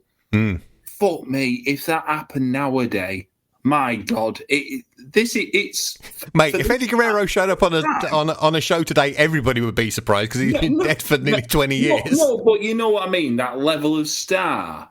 Yeah. Turning up at this time in early 2000s on exactly. Exactly. And also, while he's nowhere near the wrestler Eddie Guerrero was, think how over Brian Christopher was in the WWF like 2 years before this. Yeah. Like, think of how over Too Cool were as an act. Yeah, him, Scotty tfor and Kishi, yeah. Yeah. And did you come to the Rev Pro show they did? I didn't know. No. I'd seen him at Blackpool Winter Gardens doing PCW, and them two were over, absolutely over. They were against the cartel, I think. I think they were as well. I was at that show as well. I can't remember. I mostly just remember them doing the dance at the end, to be honest. I was sat beside these people who just kept shouting, "Come on, Terry! Come on, Terry!" And then turned out it was Terry Fraser's family. And I'm like, "Oh, right, okay." But yeah, like the thing is, Guerrero's like what, a week or two out before debuting on the opening Ring of Honor show at this point, because Ring of Honor is just about to begin. I don't think he's on the first Ring of Honor show. I think it's one of the early ones. Yeah, so Ring of Honor is launching around this time. But yeah, no, I think so. My recollection is Eddie Guerrero does at least one Ring of Honor show as WWF Intercontinental Champion, doesn't he? Because he wanted to honor. They put the belt on him, and he was like, I have to honor this booking. So I'm looking at Cage Match, and this was the 9th of February as per Cage Match. Yeah. Then the Era of Honor begins is on the 23rd of February, where he loses to Super Crazy for the IWA Puerto Rico title. But you are correct. He goes back to the WWE, and he does 2 Ring of Honor shows. Yeah. So there we go. We both get to be Night of right. Appreciation and But like as Andy's saying, he's a star above everyone else at this point. Absolutely. This is not like, Carino, who's not known by a ton of people, but known by some. This is the guy who's been on, like, telly. Eddie Guerrero on this show is the sweet spot. He is a big star to a mainstream wrestling audience, and he's a fantastic worker. He's one of the guys that the hardcores have loved before he became a mainstream guy. He is exactly the right person for this show. So he comes out to the track that Ralph would later reuse for Juventud Guerrera, and is, I would say, the first of 5 people who could lay claim to being the biggest star the FWA ever booked in terms of where they peaked in their status and popularity. Would you include Danny Williams in that top 5? I would not. I forgot about him. I'm thinking about wrestlers. The other 4... Mitsuharu Misawa, who we won't get to see. He arrives after FWA loses TV and is only on one show. Worst of the pillars. AJ Styles, CM Punk, and Terry Funk. All of whom passed through the FWA to some degree or another. And as I mentioned, Eddie, Danny Williams. very like some of the talent they've brought is like, again, the names. Like, when was Misawa probably for them? Was that Misawa was 2005, and that was because like Doug was well in with Noah at that point, and they did a tag title. They did a GHC heavyweight tag title change in the Morecambe Dome. Doug Williams and Too Cold Scorpio over Mitsuharu Misawa and Yoshinori Ogawa. So at least it's not like TNA when New Japan got pissed off at them for doing an IWGP change, because technically the owner because of the they didn't tell them, and that's the second time. That's the second time that Russo had changed an IWGP title without telling New Japan, because he did it with the junior heavyweight title on an episode of Nitro. Anyway, Eddie gets a huge pop and then plays heel. Now, I would say Scott Parker is a rank B FWA wrestler in terms of ability. Like, he doesn't share the top rung with like Jody and Doug and Johnny Storm, but he's better than your Scotty Rocks and your New Breeds. He's one of the solid hands of the FWA. He is immediately shown up here by Eddie Guerrero, who is light years ahead of him. He's so smooth and so crisp, and spends a lot of what we see of the match, which is admittedly only about 3 minutes of it, just putting Parker where he wants him for the next thing. The ref gets squashed in the corner. Eddie does an effortless superplex. Like, he looks like he's barely touching Parker when he scoops him over. And then Alex Shane, a babyface, runs down with a chair, looks like he's aiming for Guerrero, but hits Parker, also a babyface, instead. Eddie then shoves the chair into Alex's face, smashing the bridge of his nose open, and hits the frog splash on Parker for the pin. Hats off to Bravo. The shot of the frog splash looks awesome because it's down on the mat with him coming towards the camera. It's lovely. And then Eddie, you can very clearly in the slow motion replay see him mouthing to referee Andrew Coyne, "What happened?" Match number 3. Johnny Storm versus Jody Flesh. Oh, yeah. Yeah, so Dean brings up Wrestle Express, which could be an entire podcast in itself. An entire podcast series in itself. Is it available on YouTube, that? Yes, but the show is not the point. And I know it's the old thing before that, isn't it? People did jail time for that show. So these two had an amazing ladder match on that show. But we're told here there will be no ladders today. Completely ignoring the bright red ladder that's been visible on camera since the start of the show. So on the TV broadcast on Bravo, vividly remember sitting my dad down to watch this show. Because, you know, like I said to him, "Oh, no, it's British wrestling and all that. You'll be into it, don't worry." Sometimes when wrestling pops up on telly, like take attention. His favourites were like Baron Corbin and Randy Orton by the end. Wrestlers for dads, yeah. Wrestlers for dads. But I always remember with this show, this was the one match that took his attention to Jody Fleisch. Interesting. As the tournament went along, obviously Jody wins at the end. Yeah. But he was the one wrestler my dad took. He got invested in. Yeah, interesting. Yeah, it's funny you should say. I think the ladder match has something to it, because I remember watching No Mercy 1999 on VHS, and my mum just wandering into my room as the Hardy Boys versus Edge and Christian started, and winning the tits. Yeah, winning the tit. And so she is an old school, like, casual World of Sport fan. Like, the favourite wrestler in my family was Mark Rocco. My mum really liked Rollerball Rocco, and she was like, "I know he's a baddie, but he's really good." That was how he was always described to me as a kid. I remember her coming in and watching the entirety of that ladder match and going, I kind of understand why you watch this stuff. He's probably the same with me, Dad, because when I always used to mad stunts. buy all like the PWG DVDs, the person he took off them shows when he was on, Zack Sabre Jr., and he'd always really. Call him, I was just thinking like Mr. Ogden Senior was going to turn out to be a massive Super Dragon mark. no. But he'd always say him in the Union Jack pants. I always like him and what. Nice. Yeah. I took a friend of mine, a female friend of mine, to a Rev Pro show at York Hall, and she immediately completely fell in love with Zack Sabre Jr. Not because of his wrestling. She thought he was the most handsome thing she'd ever seen in her life. She was like, please tell me he's not gay. Please find a way to get me his phone number. We've gone well off track here. So these two start out. They do the kind of stuff that people got mad about when Ospreay and Ricochet did it 15 years later. And then both of them spot the ladder, despite neither of them actually looking in that direction, and the ladder gets involved in the match. And I'm sure Eddie will want to have a go at the refs.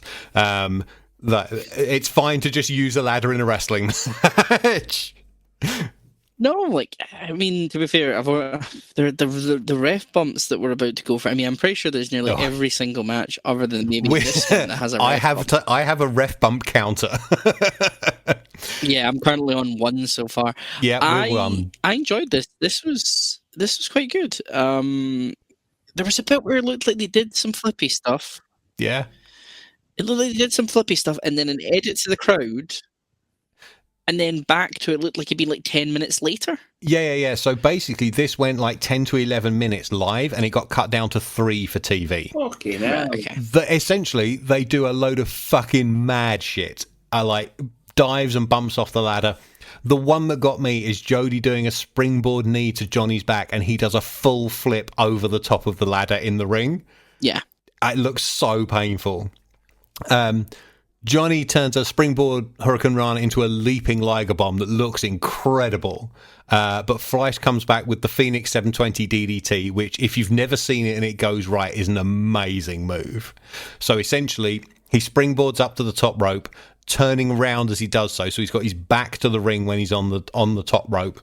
Twists back so he's facing the right way to grab for the DDT, and then if it goes right and he's got someone strong enough, they do a full revolution into a DDT.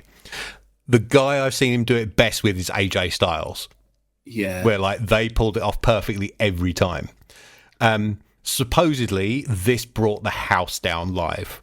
I've gone back and I found a bunch of, like, reviews from the time, and all of them were saying, like, this is, like, the big tragedy to come out of this TV version was that no more of this has ever been seen. Yeah.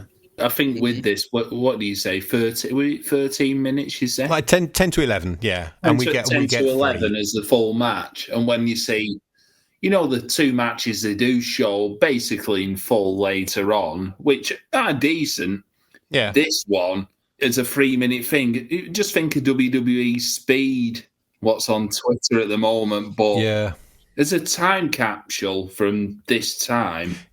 Fucking hell, this is just like a perfect thing to show someone who's never seen this. It's the kind of thing that AEW would now put on a pay-per-view and people will get equally excited and mad about on the internet. Yeah. Match number 4, our final quarterfinal. Accompanied to the ring by Luke Littler Sr., Dino Scarlo, it's Drew McDonald.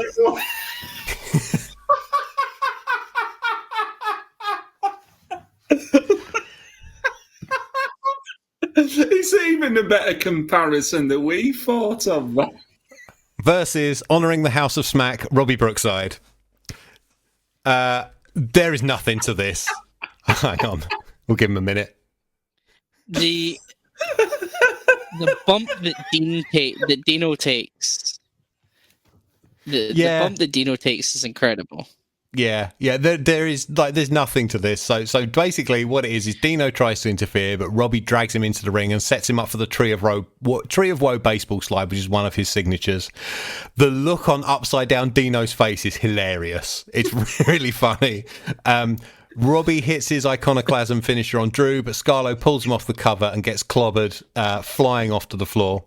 The replay cuts something out, and when we come back, Drew hits the Celtic Crusher stunner and gets the pin. What I will say is they've got through all the quarterfinals and there hasn't been an ad break yet. 23 minutes. Yeah. We then go backstage where Nikita comes out of a door and crosses in front of a camera, which approaches another door next to it that has a sign on it that says referees only. And from there, Lexi Fife emerges, plants a kiss on the cheek of the referee, Mark Sloan, as she exits, and we go to the ad break. When we come back, it is indeed Lexi Fife versus Nikita. Lexi gets pyro and another track that would get reused again for someone else. Nikita also gets pyro and a hug from a man we're told is her boyfriend, former gladiator Ace. And he was indeed on Gladiators from 1992 to 2000. He is also, Andy and I did some research. He is also Katie Price's ex-fiance. Non-Brits do not look her up. As I always reference her as the career killer. Yes. Katie Price. Well, Gareth Gates. Yeah. Dwight York. Yeah. Ace. Yeah. and the Sir Andre. So Ace is now a massive god botherer who is apparently in training to become a vicar. Allow me to read you the opening paragraph from his website. His name's Warren, by the way. And if you were called Warren, you would also insist everybody called you Ace.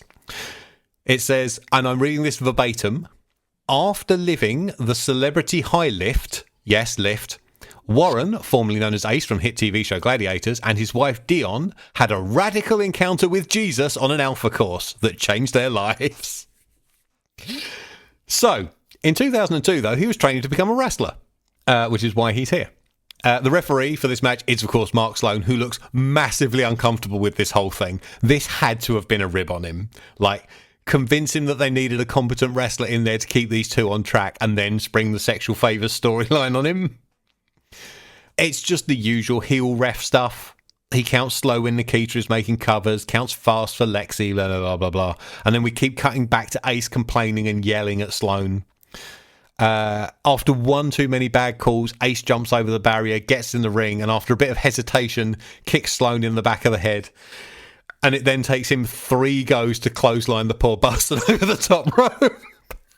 Which, I've got to say, Priest quite capably covers with, oh, he's cracked him with a triple clothesline. I don't think... Oh, I've totally missed a finish. Nikita clamps on a small package. Ace drags the unconscious Sloan back to the apron and uses his lifeless hand to count the 3.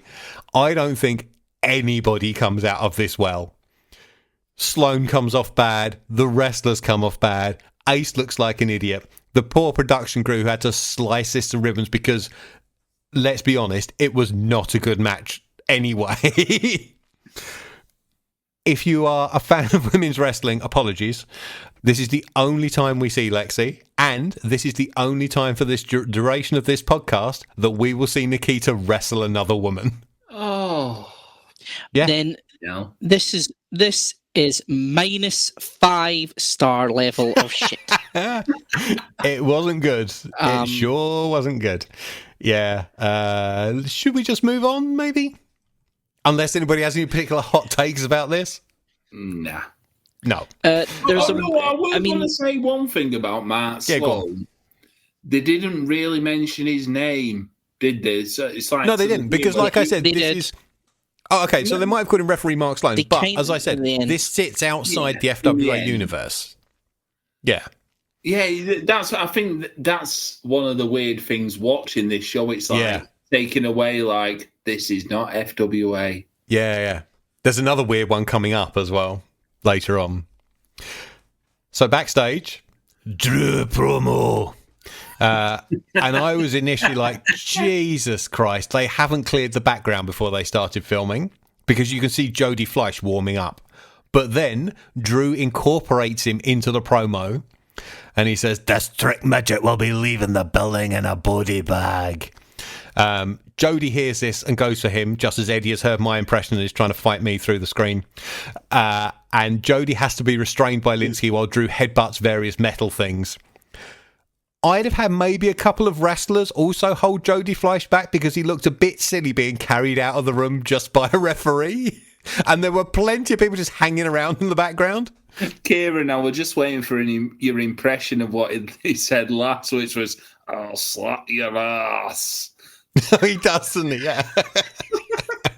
I like the idea of this where they do the whole that all the guys are in the same kind of locker room area and they're kind of doing that thing. Yeah, it's a bit neat sports feeling. Have you been to any of the shows at Crystal Palace? Have either of you been to any of the shows at Crystal Palace, actually? Never. No. Okay. No. So I've been to a couple of the Rev Pro ones.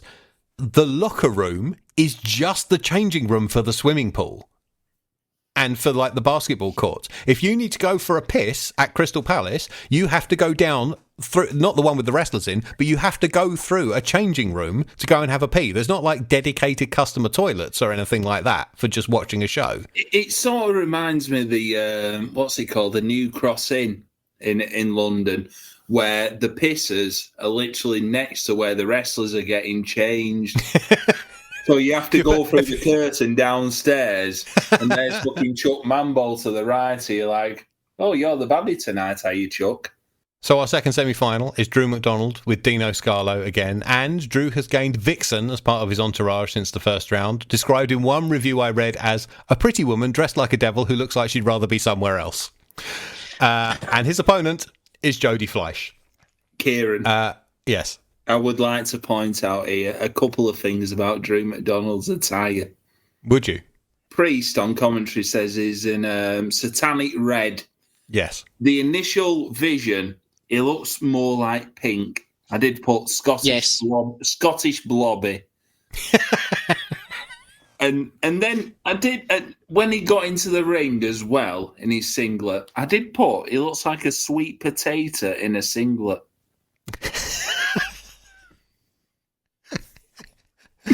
You know, like that's the brown colour and what have you, how it's shaped and that. But yeah, okay. There's a couple of things I noticed about Mr. McDonald. Thank you for Fashion Watch. Fashion Watch, Ref Watch, we've got them all. Yeah, we've got them all. One other thing, there was a nice wee sign that said "We snuck in," which I thought was quite funny. Yeah, that the cameraman focuses on, and then all the people around it start pointing at it, chanting, "We snuck in!" Like, guys, it was only 20 quid. Come on. So Jody is selling his arm. Commentary variously claims it was hurt in the backstage segment and the Johnny Storm match, either of which are plausible. Jody is very trepidatious about getting in the ring with Drew, telling the crowd he needs his support if he's going to do this. And appropriately, they go nuts for him.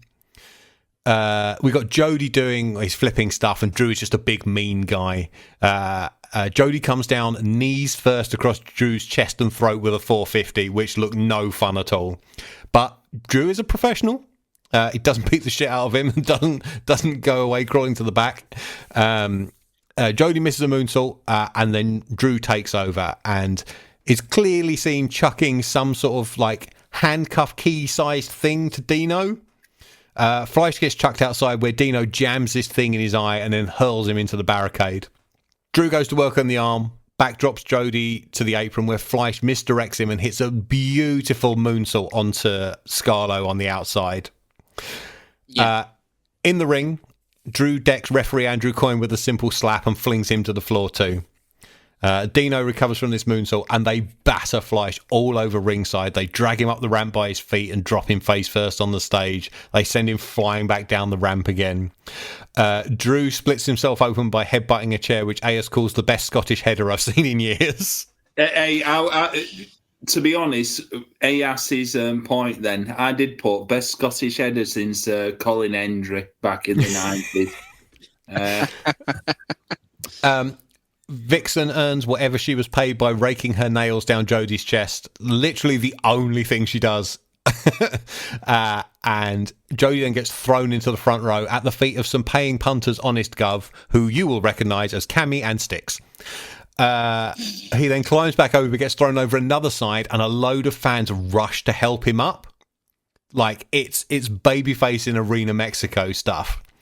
They get back in the ring, and we cut to an agonised referee who has now been down for 4 minutes, just as Dino comes and smashes him on the head to keep him down longer. Jody tries to drag himself up, but Drew's pounding him into the mat. He takes a backflip bump, I can't say that, off a Drew clothesline, and then Dino smashes him out of his boots with another one. Dino hauls a table into the ring, and McDonald holds Jody's arm across it while Scarlo climbs up to the top. Robbie Brookside then runs down, grabbing Drew's foot to pull him away. So Jody can avoid Scarlo's moonsault. Remember, this is a member of the old school. He smashes through the table, blading to pretend he hit it face first, which Bravo then blur out. Kieran, I was going to point out here, so Priest on commentary, I think, said Dino busted open, too graphic for Bravo, and I did put in brackets, the home of tits and ECW. Yes. That should have been their slogan. Bravo, the home of tits and ECW. What happens then? Oh, yeah. So, and then it's the end. So Jody hits Drew with a sunset flip off the top. Robbie Brookside drags the ref up, who makes the 3 count on the apron, and Jody wins. I can pick holes here. Essentially repeating the finish of the previous match. The ref being out, for no joke, 8 minutes of TV time. Fucking hell. But this accomplished exactly what it needed to. Like, it was heated. The smaller babyface overcame the massive heel and the odds to win. The crowd were massively into it, and that's all that really matters. Like, honestly, I enjoyed this way more than I thought I would. Yeah, much heated match, I would say. But loved it. It's very similar to what we'll see later in the show with the Alex Shane brawl, but got over Jody as the babyface, and Drew was, even though he did look like a sweet potato, got him over as a the big bad guy on the show. Nat enjoyed it, really enjoyed it. Any big thoughts about this one, Eddie? I enjoyed it. I thought there was some good moments from it. I think there was a lot of it was a really interesting. I think it lost me when the ref bump happened. And it just felt like it just kind of went on and very kind of repeated for quite a while. I mean, there was a good recap as to why Dino was kind of attacking Jody the way he was. There was a great line where it was like, litter my eye, when I think one of the commentary thought it was litter being thrown out. And then it was just the same, and it was enjoyable, but it felt like a slog at points. And I just kind of got out of it when it's like, we've seen the same finish twice now. Yeah. Because we saw it in the match just before it. Yeah. And then we're seeing it again now. And it's just like, come on, that's 3 ref bumps now we've done. Just, again, ref watch was really annoyed. But, it was... Again, Jody's good and Drew is being Drew, so there's nothing really else. We go backstage where Doug Williams does a rubbish promo into a mirror, clearly put together from several takes. Ad break, and then out comes Ulf Herman breathing fire. He press slams a planted fan out of the crowd and pile drives him on the floor. Head of security Hade Vanson steps in and gets a kicking too, ending in an electric chair into a powerbomb in the ring. And I howled at Priest going, "That man there is not a wrestler," over a close-up of the future All England and British heavyweight champion Hade Vanson, who we've already seen have one match. Ulf takes the mic but is immediately interrupted to a Dean Ayers cry of, "Oh no, not this idiot," by Brian Christopher. Ayers calls him Timmy Mallet on protein shakes, which might be the best description I have ever heard of Brian Christopher. So, on the radio commentary, they had to cover the interval, and Tommy Boyd was out in the crowd interviewing fans, and he was asking them, like, who's your favourite, all the rest of it, and he comes and he talks to this little lad right here. I'm just going to get a few words from a few fans who are right ringside. What's your name, fella? Lee. And where do you live? Sutton. Sorry. And who's the best that you've seen out there in the ring so far this evening? Grandmaster Sexay. He's something, isn't he? Yeah, he's the best. He's the best. But he wasn't drawn out of the hat for the King of England. Yeah, I know, that's gay.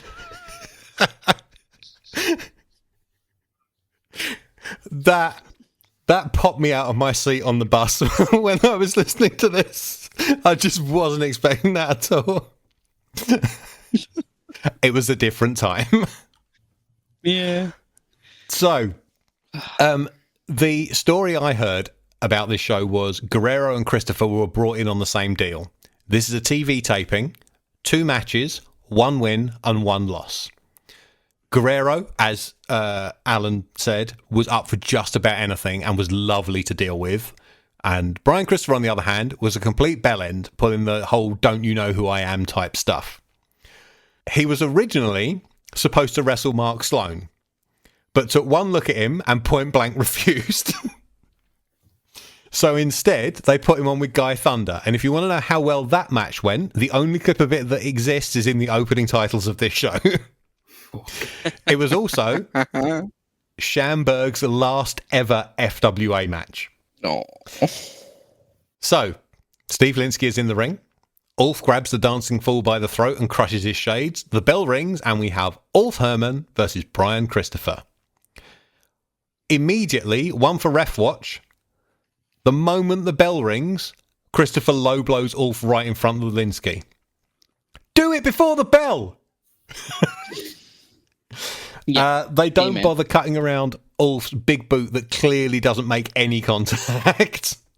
They go outside. Ulf gets whipped. I did enjoy this. Ulf gets whipped into a railing and folds it in half. He turns that thing. It looks like a Cornish pasty when he gets out of it. Kieran, is this the point when obviously they're ready to go out into the crowd and they just zoom in on this old woman?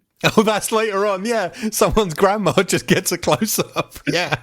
I was thinking, is she the woman with the brick? She's the stunt granny. All the tomato ketchup. She looks absolutely mortified when the camera's on her. Yeah, yeah. Like someone's just caught her taking her knickers down off the washing line. Not like there's a wrestling show going on in front of her. Ulf is obviously supposed to catch a crossbody off the top, but can't hold Christopher up, and they just collapse into the ropes, where Christopher wrenches his bicep over the top. Ulf gets the heat, including a superplex that pops Grandmaster Sexay's bandana off, as Dean calls Christopher a redneck chicken farmer. The comeback comes when Ulf puts his fingers in Brian's mouth during a camel clutch and gets them bitten. Another flying crossbody takes him over the top, where Ulf gets his head slammed into the timekeeper's table. I initially wrote nowhere near the bell, but they add a sound effect anyway. And then I listened to the radio commentary, and you can hear the bell go ding live. So I was wrong, I guess. We go over the railing, get the shot of the stunt granny. And as they brawl through the crowd, we can see Mark Sloan suffer his third indignity of the night. As the venue security try and keep him away from the action, he has to point out his FWA staff shirt to the venue security. Back inside, they make a proper balls up of a ref bump. Christopher doesn't know when to let go of a whip reversal and then comes back off the ropes with his third flying body press of the match. Linsky shuffles himself into position to also get knocked down by it, counts to 2 from underneath Ulf Herman, and then right in front of the camera has to be told by Brian Christopher to pretend to be knocked out, despite the only part of him they make contact with being his legs. It's the worst, but it's the worst ref bump attempt I've ever seen them do. And they're desperate to do, like, this whole match is about failed crossbodies and crossbodies so much. And it's just like, and he's like, he counts 1, they kick out the pair of them, and then he's like, oh, right. And then he goes, oh, I'm hurt. Yeah. And it's just like, oh. It's awful. Christopher, the baby face, remember, throws Linsky out of the ring. Ulf gets super kicked. Christopher puts the goggles on and goes up to do the top rope leg drop, but there's no ref to make the count. Ulf rolls outside. Christopher leans through the ropes to grab him, but Ulf smacks him over the head with a baking tray that they call a tea tray on the commentary, and a revived Linsky makes the count. Rubbish, but at least dickhead Brian Christopher lost to Ulf Herman on TV. Yeah. Backstage, Eddie Guerrero breaks the world record for the number of times anybody has said essay in 60 seconds while pretending to have ever heard of Doug Williams. Essay, woo, boy. Match number 8, our second semi-final, Doug Williams versus Eddie Guerrero. I'm going to skip to the end. This is really good. I really enjoyed this. We start off with lots of really great back and forth holds, highlighted by Eddie doing a nice STF. Doug, unfortunately, is the second man tonight not to realise that when he flips at you while holding you in a double knuckle lock, it's going to be a head scissors and not a kick in the head, but never mind. They trade strikes anyway. Eddie thumbs the eyes and does his foot on the face twist thing. But Doug Williams comes back with a power slam that you don't see out of him very often for a 2 count. Eddie is quickly back on top by going for the legs and then punishes the back with a drop kick to the shoulders, back suplex, and is sent on Atomico over the ropes while Williams is on all fours. Doug forearms his way back into the match, hits a flying knee strike in the corner, but Guerrero avoids a second and slaps on a British-style figure four, which Williams forces into the ropes by picking Eddie's exposed ankle. A shoving match becomes fisticuffs that Guerrero wins with a back elbow and then into a couple of lovely lucha cradles for near falls. Doug snatches one back, forcing Eddie to go for the legs again to stay in control. Eddie Guerrero was born into the wrestling business. His father, brothers, cousins all wrestle. What about his grandmother? I don't know about her. Doug with a back body drop and the bomb scare knee drop off the top to the back of the head, but Guerrero kicks out. Williams tries a second backdrop, but Eddie turns it into a Hurricane Rana. Doug battles out of the corner, another backdrop, but misses a middle rope elbow drop when Eddie sits up, and he lands in such a way that Guerrero can just lay back down on him for the cover. But Doug kicks out. That's a really nice little sequence. A gory special turns into a series of cradles back and forth to make sure Linsky gets his cardio in before Doug gets flattened with a clothesline. They have a minor miscommunication about what I think was supposed to be a sleeper out of the ropes, but they're smart enough to turn it into a Taz-style head and arm choke, which Doug escapes with a very Taz-style high-collar overhead suplex, which looked really cool. The second miscue comes when Williams can't tuck his head quick enough for a type of cradle I cannot remember the name of, but again, Guerrero ad-libs it into a submission hold. Eddie transitions into a pair of chained brain busters and then signals for the frog splash, but Doug moves out of the way. Eddie rolls to his feet and ducks a clothesline, sending Williams off into the corner where he springs off into the Revolution DDT, but Guerrero throws him off. Yeah, he does it really well as well. I like it. Like he kind of is one of those ones who just is like, "Fuck you, I'm not doing this. Off you go." And the way he pushes him off, I really like that. Yeah. As Doug gets on his hands and knees, Eddie rolls in for a La Magistral cradle, but Doug cuts it back and holds on and scores the pin. I don't think this is quite as good as the Christopher Daniels match from Crunch that we reviewed on the last episode, but it's a really good 10-minute TV main event style match. Like, everybody who showed up for Eddie Guerrero got to see a good Eddie Guerrero match. I think for myself, it's probably the best match we've seen. For the whole run? You think this is better than the Christopher Daniels one? Yeah, from the whole run, yeah, definitely. Okay. And I know Doug Williams is like the dependable hand where they put all the top stars against him, but Eddie Guerrero, to say, a couple of months after he's been off the wagon and what have you, fuck me. Yeah, he just looks like a megastar against Doug, and Doug's keeping up with him. And props to Doug at this stage. He don't look out of place with not at all. A top level act. Yeah, Doug is the guy you put with the top stars, and it works. Again, he's the pillar of the company in essence. Yeah. You can put him with any of the Americans, and he does well. Same if you put probably one of the high flyer ones with Jody and stuff like that. I still think it's not the best match, but it's quite high up there. I'd probably say I think the Jody Doug, one of the original one, one of the first ones we saw, I really enjoyed that. And I think the Daniels one's quite good. This run that Eddie has when he's on the indies, he really does seem to kind of enjoy himself and do quite well, Yeah. He was kind of determined to get his job back and show that he had changed. Yeah, so really good. Yeah.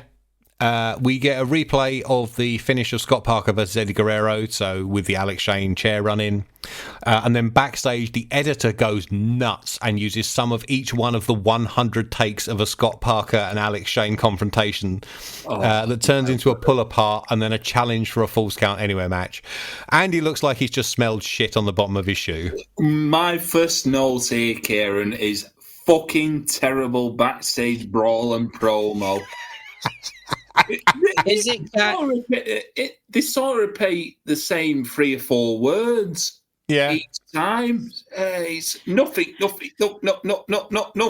like it.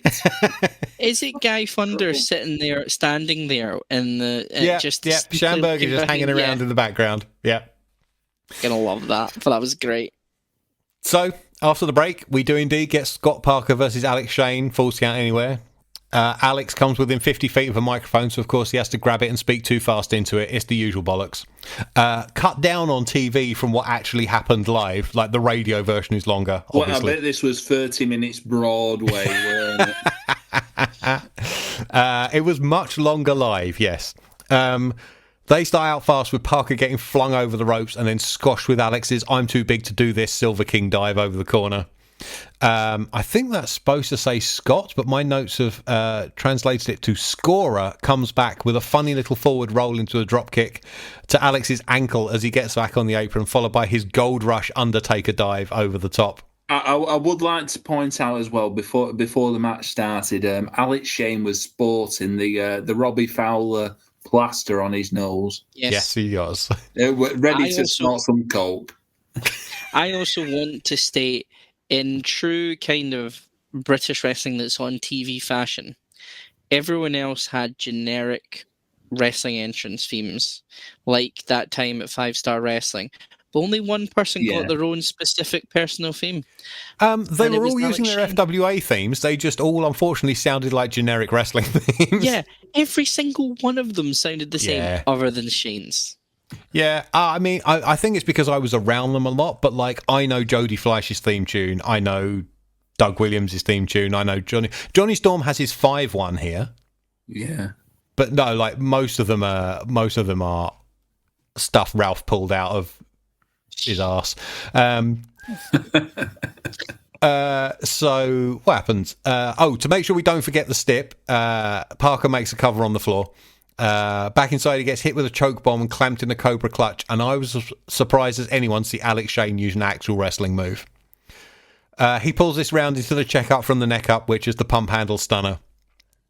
Then some very weird editing happens as Shane runs at Parker while he's on the apron. There's a couple of cuts, and suddenly he's knocking him off the top rope with the Shane-sation. Scott Parker teleports from the apron to the top rope. Hit it cleanly as well, Kieran. Which is a first. Yep. We cut to someone's granddad for about 5 seconds, and then to Shane dumping Parker in the crowd in the trainee section. They fight through the crowd with some bloke in a tie-dye shirt offering up his knee for Shane to run Parker into. Not like a long-lost member of the Knight family, the way he looks. I had no idea. He looked a bit like a white Shigehiro Irie, didn't he? Alex drags Scott up into the balcony area as fast as he can because it's the next big spot he needs to get to. Like, they don't brawl at all. They don't find an organic way to get up there. He just basically grabs him by the head and pulls him up the stairs. He gets backdropped out of a pile driver, though, and then thrown over the railings onto the gathering of trainees, some of whom are nowhere near the impact zone but bump for it anyway very late. Parker then drops the lot of them again by leaping off the balcony himself, and some poor bastard I noticed in the replay has Scott's ass roll right across his face as he gets back up. Big edit thanks to a replay, and we're back in the ring for Parker to miss a moonsault. Alex with a slam and the middle rope leg drop, but Parker gets a boot up on a corner charge and comes back with diamond dust. But Alex gets his foot on the ropes. Alex shoves Scott into the ref in the same corner that every ref bump has happened in tonight. My ref bump counter is at 5 bumps in 9 matches at this point. Kieran, I'd like to point out, this is where I bring Eddie into the conversation. So Parker does the diamond dust, but Shane gets his foot on the ropes. The commentary say traditional rules when in the ring during a falls count anywhere match. Eddie, discuss. Yeah, technically it would still count. I mean, I would be on the side of the, even though it's even if fault count anywhere, obviously, if it's outside of the ring, then absolutely, no one can really put their foot on something. Whereas if it's foot on the rope and in the ring, yeah, I would have said no. But isn't it counted as no DQ if it's falls count anywhere? It is. Kinda. I would say so, but there's some relax to it more than anything. It's not like with in ROH pure wrestling rules where it's like you get a certain number of kind of no closed fists and certain number of rope breaks and stuff like that. The way I've always thought of it with the rope break in the match where technically there's no disqualification is this. So the putting the foot on the ropes is to break the body contact, and if you don't break within the count of 5, that's a disqualification. Like that that would go for pinfalls as well as submission holds, right? If the guy continues insisting on covering, even though it sounds stupid, for a 5 count, he would then be disqualified. Correct, referee Sideburns? Yes, it would also be like, if it's like, the thing is, it's like, and matches do it quite a lot, where it's like, say, like it's a no DQ match or something like that, or it's a street fight, and they do the false finish of, the guy's got his foot on the rope, and they count, and the ref if they put their foot or they put their hand on the rope, they break it. It's considered a count. Yeah. So the way I think of it is, from the referee's point of view, is this match is no disqualification. I cannot disqualify you if you don't break the body contact. However, I can refuse to count the rest of the fall because he has put his foot on the ropes, which is a break. Yeah. There we go. Didn't think we'd get into the finer points of the rules in a fucking Alex Shane hardcore match, but there you go. Hey, I once saw an Alex Shane hardcore match that was won by a disqualification. So, see, but the thing is, though, right? Like, because we are so in, there's obviously there's the ref area with me and stuff like this. 5 out of 9 matches having ref bumps in it. It's like just utter drizzling shit, and you've clearly run out of ideas, which is then just going to frustrate us. It's going to frustrate us because, it's like, what are we doing here? Like, every match has to end with a referee getting involved. Like, I would swear, if the main event had a ref bump involved, I would have turned off the show and I would not watch the rest of it. To finish off this match, Parker slips out of the one night stand and hits his golden arrow, but there's no ref. He revives him, but walks into a second one night stand for a 3 count that definitely had an edit in it. I was told that a lot of stuff got cut out of the end of this match. Like, that wasn't the finish, and they just edited the count. These two probably thought they had the best match of their lives, but for me, 2 stars at best, and that is taking into account all the heavy editing. Only the women's match I thought was worse and more obviously edited than this. I think what doesn't help, Kieran, is like a couple of these matches already have been walk and brawls. Yeah. If this was the only Alex Shane, there's a note in here which I put. The Alex Shane walk and brawl. Now, I'm a big fan of Alex Shane and his walk and brawls, but I've seen 2 or 3 of these before he's turned up. So it was the dives were nice outside off the balcony. It's what it is, isn't it? Yeah. I think the worm is turning. Yeah. I think it's just lazy booking, really. Like, it's a lack of quality control backstage, isn't it? Really, it's a lack of There's no agenting going on. It's like, and you're going to have this guy come out, and then you're going to have this guy come out, and then you're going to do this, and then it's going to be. But we need to do. How do we get these advances? Right. Well, we need to just have the ref take a bump, and we need to. But then it's like, right, and how are we going to advance this story?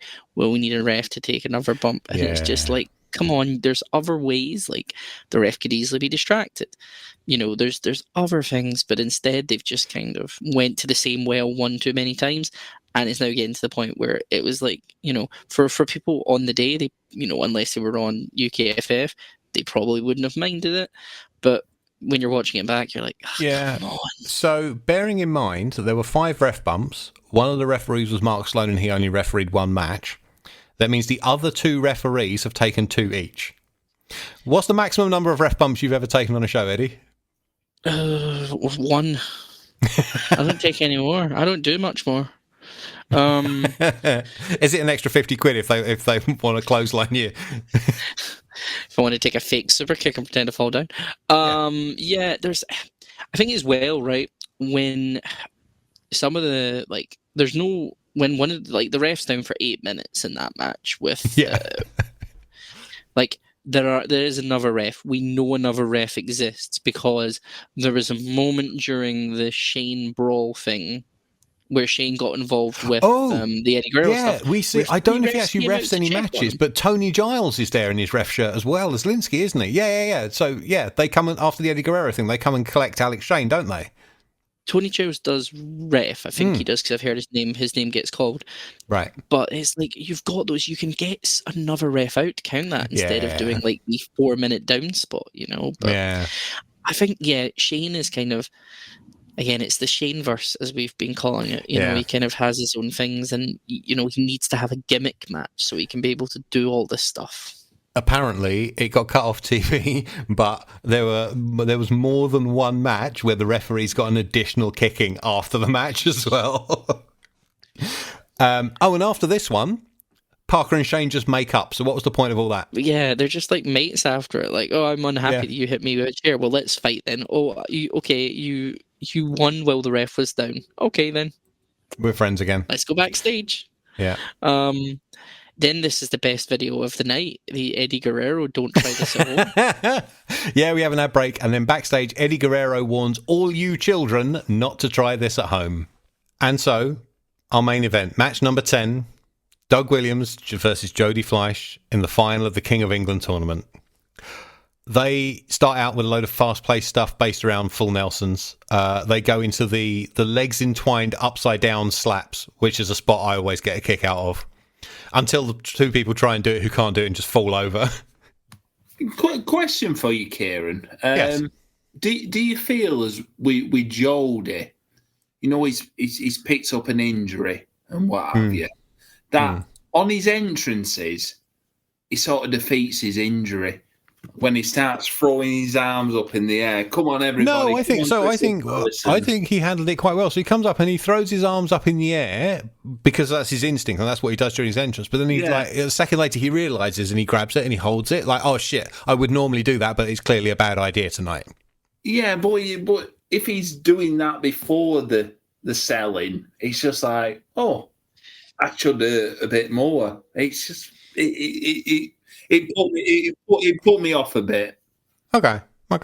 Has Jody Fleisch been for an entire episode of this show where he's not had some kind of injury specifically to his hand or arm? Yeah. Doug takes Jody's leg, but gets kicked right in the face with his free foot and arm dragged. Williams boosts him up over his head into the corner, but Fleisch, God, he lands on the top rope, hands free, and instantly backflips back over him. His balance is incredible. He drops him with a spinning leg lariat that sends Williams out to the floor. Doug is like stalling and powdering, and Jody eventually goes out after him, but gets stun gunned on the guardrail and then thrown back inside where Williams goes after the bad arm. Doug does this lovely like ripcord takedown that I cannot describe, but it looked very cool. And then Fleisch turns on a basic back suplex for a 2 count. It's his only glimmer of hope, though, as Williams boosts him face first into the turnbuckles and then wrecks him with a reverse neck breaker, a gut wrench suplex, and a German suplex off the top that Jody, Jesus Christ, he lands right on the top of his head in the opposite corner of the ring. It looked like he got thrown 3 miles. There are far too many unnecessary camera switches to get Jody in position for a kick to the head on the apron and a springboard Rana. It was like they pressed every single button one after another on the edit console. Regardless, Williams ends up outside the ring on the ramp side, and they thankfully don't put any cuts in Fleisch's lovely springboard shooting star press dive onto him on the outside. Mustard. Yeah. He's so good at that kind of thing. They battle onto the apron where Doug hits what I called a frankly disgusting Liger bomb to the floor. It's so gross and so nasty. One thing I did want to point out was the writing on Doug's trunks, which was Screw Britannia. The anarchist is finally come out of Doug after all these years. Yeah, I mean, so the dynamics of Doug Williams have been a bit strange throughout this show. He was very clearly the babyface against Flash Barker. He and Eddie Guerrero were both trying to play heel, but the crowd loved them both in their match. And now he's back to being the heel kind of in this. They don't go into it much here, but the radio commentary tries to paint him as a lone wolf outsider who's sort of like a John Moxley type, like cheer me if you want. I'm going to cheat if if it means I can win type character. Kieran, now we're going to ask, what year is this anyway? This is 2002. Well, it got me thinking, just seeing his trunks, like who was in charge in fucking 2002? Tony Blair. So he mustn't have been a big fan of the Labour Party. I think there's a moment as well. Have we went past the shooting star press where the guy on the outside sitting down looks incredibly bored? He's just like, I didn't notice the man looking incredibly bored. I was too busy watching Jodie Fleisch flipping through the air.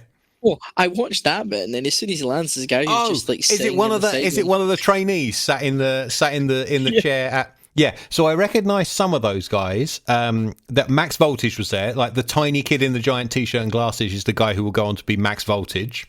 Andy Simmons is there. You don't see him on camera, but I have seen other footage from this show, and Paul Burchill is one of the ringside attendants. And there's another one later on as well. So they stagger back into the ring at the 8 count and trade strikes. Doug is going for forearms, whereas Jody is shielding his arm and is using roundhouse kicks to the side of the head. Doug wins, whips Jody to the opposite corner where he tries to throw him to the floor again, but Fleisch lands on his feet, snaps Williams' neck over the top rope and comes back in with the Phoenix DDT. Doug just about kicks out, and they go into a complicated sequence that I will now attempt to describe. Fleisch goes for a victory roll, but Doug hoists him off and grabs a waistlock. They're facing a corner, so presumably the plan is the Chaos Theory. Jody grapevines the leg, though, to stop that happening and gets shoved into the corner where he cracks Doug with a back kick to the face, sending him back out to the centre of the ring. Jody then cartwheels to get back into the victory roll position, but again, Williams counters, this time looking for a wheelbarrow suplex. Jody blocks that, ends up on the shoulders again, gets shoved off into the corner again, and avoids a corner charge that sees Williams spring off the middle looking for the Revolution DDT. Jody, though, has gone underneath him, which wrong foots Williams. He ends up back in the middle of the ring, like looking around like, where is he? Fleisch then surprises him with a Frankensteiner, but Doug blocks it, hauls him up for a powerbomb, and Jody rides the momentum all the way over the top to a sunset flip and scores the pin. That was 35 seconds of TV time that took me 10 minutes of rewinding to take notes on. Scott Parker, Alex Shane, Johnny Storm come to the ring to celebrate. Ticker tape falls from Crystal Palace ceiling. Justine then announces that to present Jody with the King of England medal will be Dynamite Kid Tommy Billington. And don't watch her, watch the people behind her who lose their fucking minds when she announces this. Dino Scarlo was behind the winner. I was like, oh no, you've ruined it. There was it wasn't just the baby faces that came out and celebrated on the stage. Like the heels were out there too. Like, you know, Dino Scarlo had gone to all this effort to try and stop Jody Fleisch winning this tournament, and then there he was, like clapping him on the stage with Dynamite Kid to make sure he was in the photos with Dynamite. 3 baby faces, by the way, so we only have 3 baby faces that we can be bothered to get out, like, because we've got like what? No curve. I mean, all he's doing is RVD things. And he's probably gone home.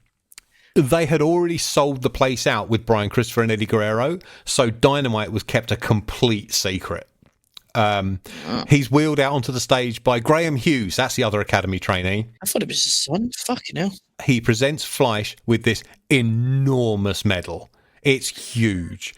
I've held that thing. LSR ended up with it, and it was just hanging on the back door, at the back of his living room door. And when I was round there the first time, he's like, "Hey, what old that? It's the King of England medal," and it's just this massive chunk of plastic on a chain. Other wrestlers come out onto the stage. Everyone celebrates as the credits roll. Rusty music production King for a Day plays, and we go off the air. I'm going to ask Eddie, what's your overall opinion of this show? Like, favourite matches, favourite people, least favourite stuff? Does Linsky still need to tuck his fucking shirt in? The works. Yes. Reffing was awful. I think it was okay. It was like, I mean, I kind of had vibes of like 5-Star when they did their right. When they did their first kind of TV show. Much better than that, Eddie. I'd say so. Yeah. More people in the building. More people in the building, and actual kind of, you know, future stars and stuff like that, and exciting talent. Yeah, I thought it was all right. It was sometimes it felt like a slog.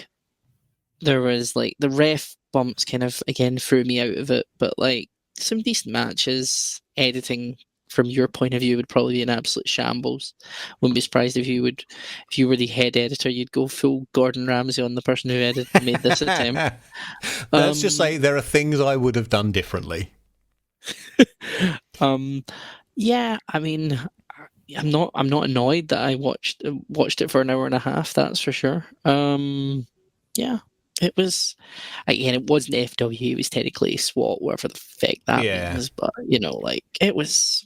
Yeah, I mean, it was fine. It plodded along.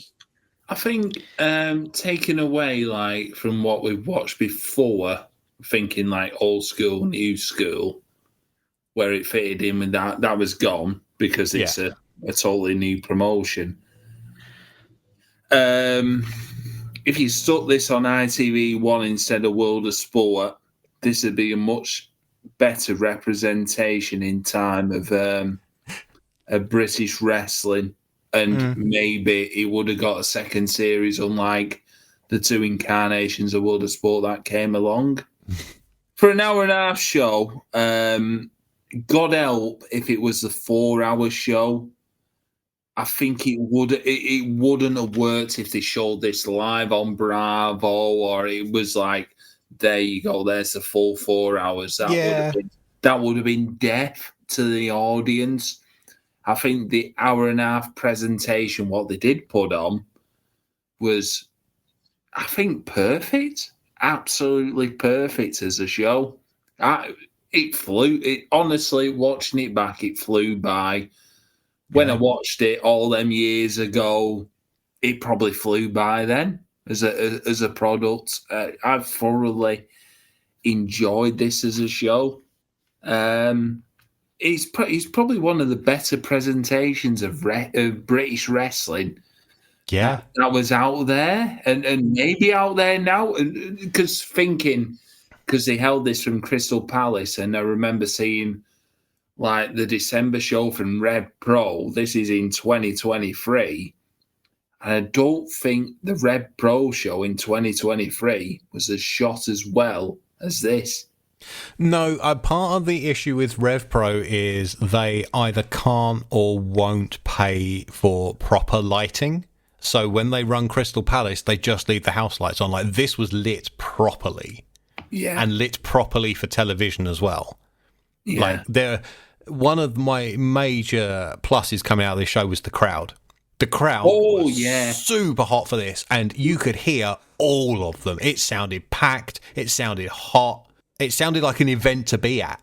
My God, by the end, you would have thought Jodie Fleisch was the hottest star you've ever seen. Yeah, I think it very much accomplished its goal of getting Jodie Fleisch over. Like, if you look at his story through the tournament, he beats his contemporary, his high-flying rival. He overcomes the monster and his handler, and then he beats the guy people are calling the best in the country and the man who, not half an hour ago, pinned a former Intercontinental champion. That's one of the things I can take away as well, is this tournament and this show includes maybe one of the best wrestlers they've probably ever been in Eddie Guerrero. Yeah. Yeah. Who's put in an absolute shift, which is unlike many import wrestlers maybe at the time who was just like turning up and what have you. Yeah, I don't think he put in the biggest shift. I think it is possible for Eddie Guerrero and Doug Williams to have a better match than they had. Yeah. But as I said, I think the match they had was a very good TV match. Like, it literally goes 10 minutes. I think give them another 5 to 7 and, you could get a better match out of them than this. Probably not today. That'd be a struggle. The match he's had to do the biggest shift in is the one against Scott Parker. He had to carry a body for about 20 minutes. Yeah, he kind of did, which is such a shame. I suspect that one of the potential purposes of this show... So, Alan said it was a pilot, but I could see this cut up into 4 or 6 TV episodes. So much happened especially early on. Andy put a message in our group chat that says 24 minutes in and my head hurts. And I'm not surprised. Like, so much happens in that 24 minutes. But you can easily see... So, there are 10 televised matches, plus Sexay versus Schamberg, including a full tournament, a branching storyline with Shane and Parker. And as I said, this was 3.5 to 4 hours cut down for 90 minutes plus ads. How do you cut stuff out like that? Obviously, there's like the breaks. You just do it. We're going to get into it when I started doing it.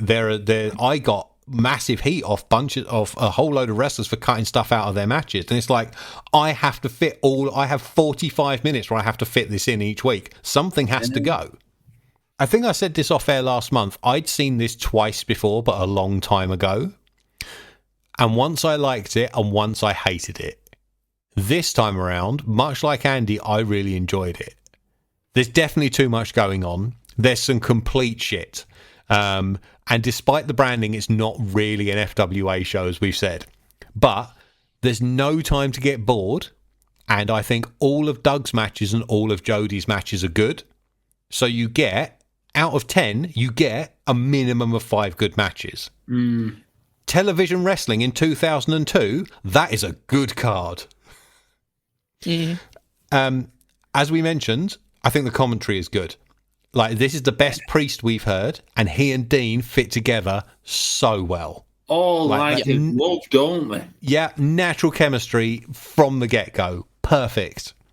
I think there's some very obvious we don't know wrestling work in the editing, but some of this, as like Andy has said, is some of the best British wrestling has ever looked on TV. Like I pointed out, though, the shot of the Jody Shooting Star Press, the shot of the Eddie Guerrero Frog Splash, some of the entrance shots with all the pyro going off, and the guys posing on the stage as the camera rushes up the ramp to them. All of that stuff looked big time. One of the things that, even in 2024 nowadays, Kieran, like because I've podcasted with you so long. Sorry, man. I've become one of those people who can't not notice things on, like, you know, film and that. And what a lot of promotions, even nowadays, don't use is the hard cam to their effect. Yep. And that's what SWAT did here, FWA did to, you know, bloody hell, the great. Imagine, both of you are football fans, imagine a football match that is not shot from that rotating camera in the stands. Like that shot that gives you the full view of the field and just sort of rotates with half the field as they go, like giving you a full overview. Like, that is important. That's your geography. That shows you where everybody is in relation. Imagine a football match shot entirely from handheld cameras at the side of the pitch. You would not know what was going on for half of the match. And eventually we will get to the episode on TWC where I had to do that because the hard cam ran out and stopped working. Yep.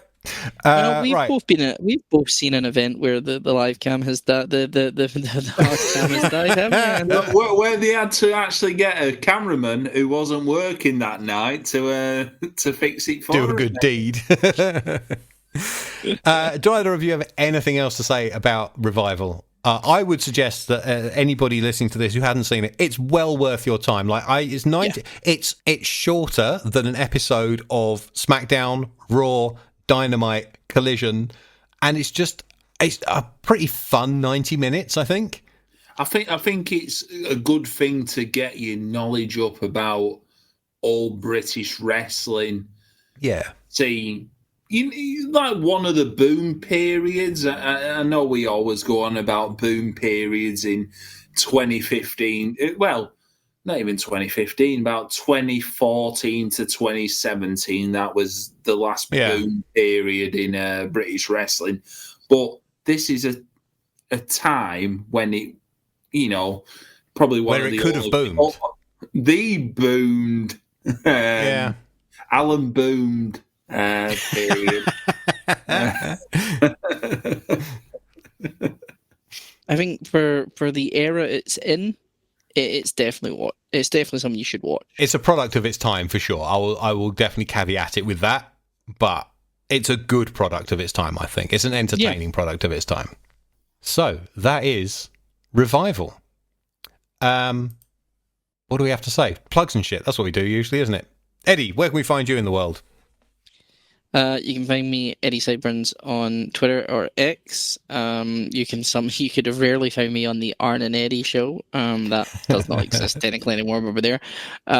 You can find me on X under 5-Star Wrestling Sideburns. In the year 3146. What the hell? It's been put back again. Announcing. Listen, there's venues, mate. I can't. I'm more stressed out than I already can be. Right. We will be hosting a 2.5 million person tournament that will be hopefully starting on the moon. So yeah, fingers crossed. We'll see how it all goes. Andy, go on. You follow us at Oggy Part 3 on X, formerly Twitter, and also Twitter. My podcast at GCP Podcast 1. Recently, we've had Volume 3 featuring the one and only Matty Edwards with Michael Hamflett from What Culture, reviewing the Great American Bash 2004, where Paul Bearer dies. Honestly, one of my favourite podcasts to record, that one. Also, got a few things to plug. B&R Jeff have got a 15-minute slot on the Grapple Live show. I thought it was going to be something different. Holy shit. Okay. Which is taking place at Hackney Bridge. Our 15 minutes is a raffle, which I've already started getting prizes for, and the good prizes. And they're not large, just to make sure you actually get through to the Copper Box show after. So I am Smart. thinking the kind of things the security aren't going to take off you, right? Yeah. So no pen knives, no grenades. Yeah. He's just thankful they're not hosting the show at York Hall. Yes. Yeah. Although I will say, the last show I went to at York Hall, I met up with, among other people, Sarah Parkin, who I've done many podcasts with. She had bought some fancy chocolate that she wasn't allowed to take into York Hall. However, one of the female security guards put it aside for her and looked after it until it was time to leave, and then gave it her back when she left. So that is how much York Hall security has improved. Kieran, I've said for mums, that security at York Hall has totally changed, and people wouldn't believe me. Yeah, it completely has. Yeah, you still get a tickle on the bell end when you go in, but you do. I'll take anything nowadays. But yeah, we've got the 15 minutes on the live show. Go and get the tickets from the Grapple Big Cartel for that one. Also, more plugs now. Myself, Jeff, and Will Cooling will be the first people on the Bretton Owens spot of the Martin Bushby charity stream, which is taking place soonish. I'll handle the dates because I'm on that too. You are on that too. Yeah. Do you know the band? You ever heard the band Alkaline Trio?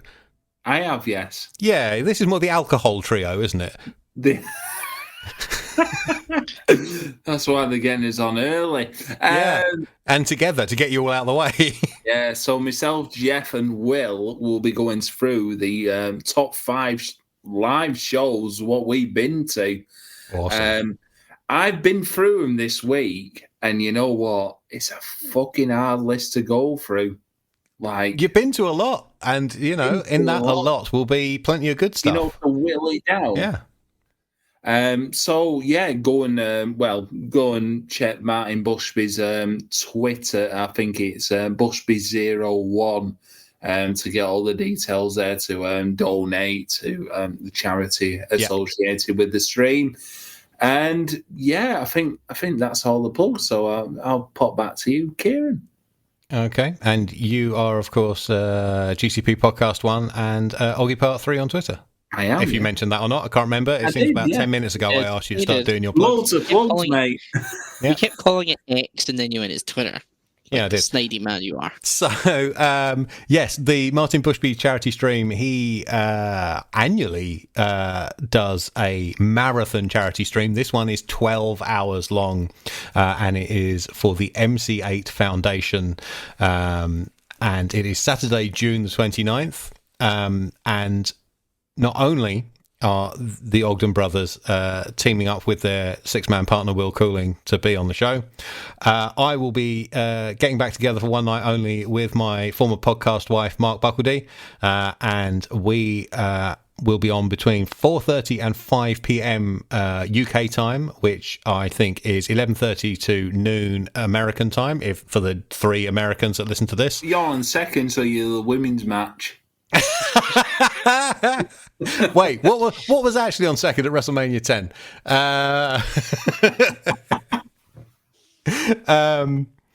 Yes, we are here. We're going to be talking about must-see matches, and we are going to be doing Wrestling Room 101. We've been invited to bring 3 things from the world of professional wrestling that we want to consign to Room 101 each, and Martin is going to be the judge. So yes, make sure we will come the time we will put out the link across hopefully all of our socials so that people can join and watch. Andy's in the Bam Bam Bigelow and Luna Vachon defeating Doink and Dink the Clown spot. Well, I'm definitely Doink and Mark Dink. As for this show, you can find everything to do with that at linktr.ee/FWA pod. We are on Twitter and Blue Sky at FWA pod and Instagram FWA.pod. The other show I talked about with Mark Buckledy is finished, but you can still find all 106 episodes of Must See Matches at Must See Matches on Twitter, Instagram and Blue Sky. For me personally, I am at Kieran Edits on Twitter.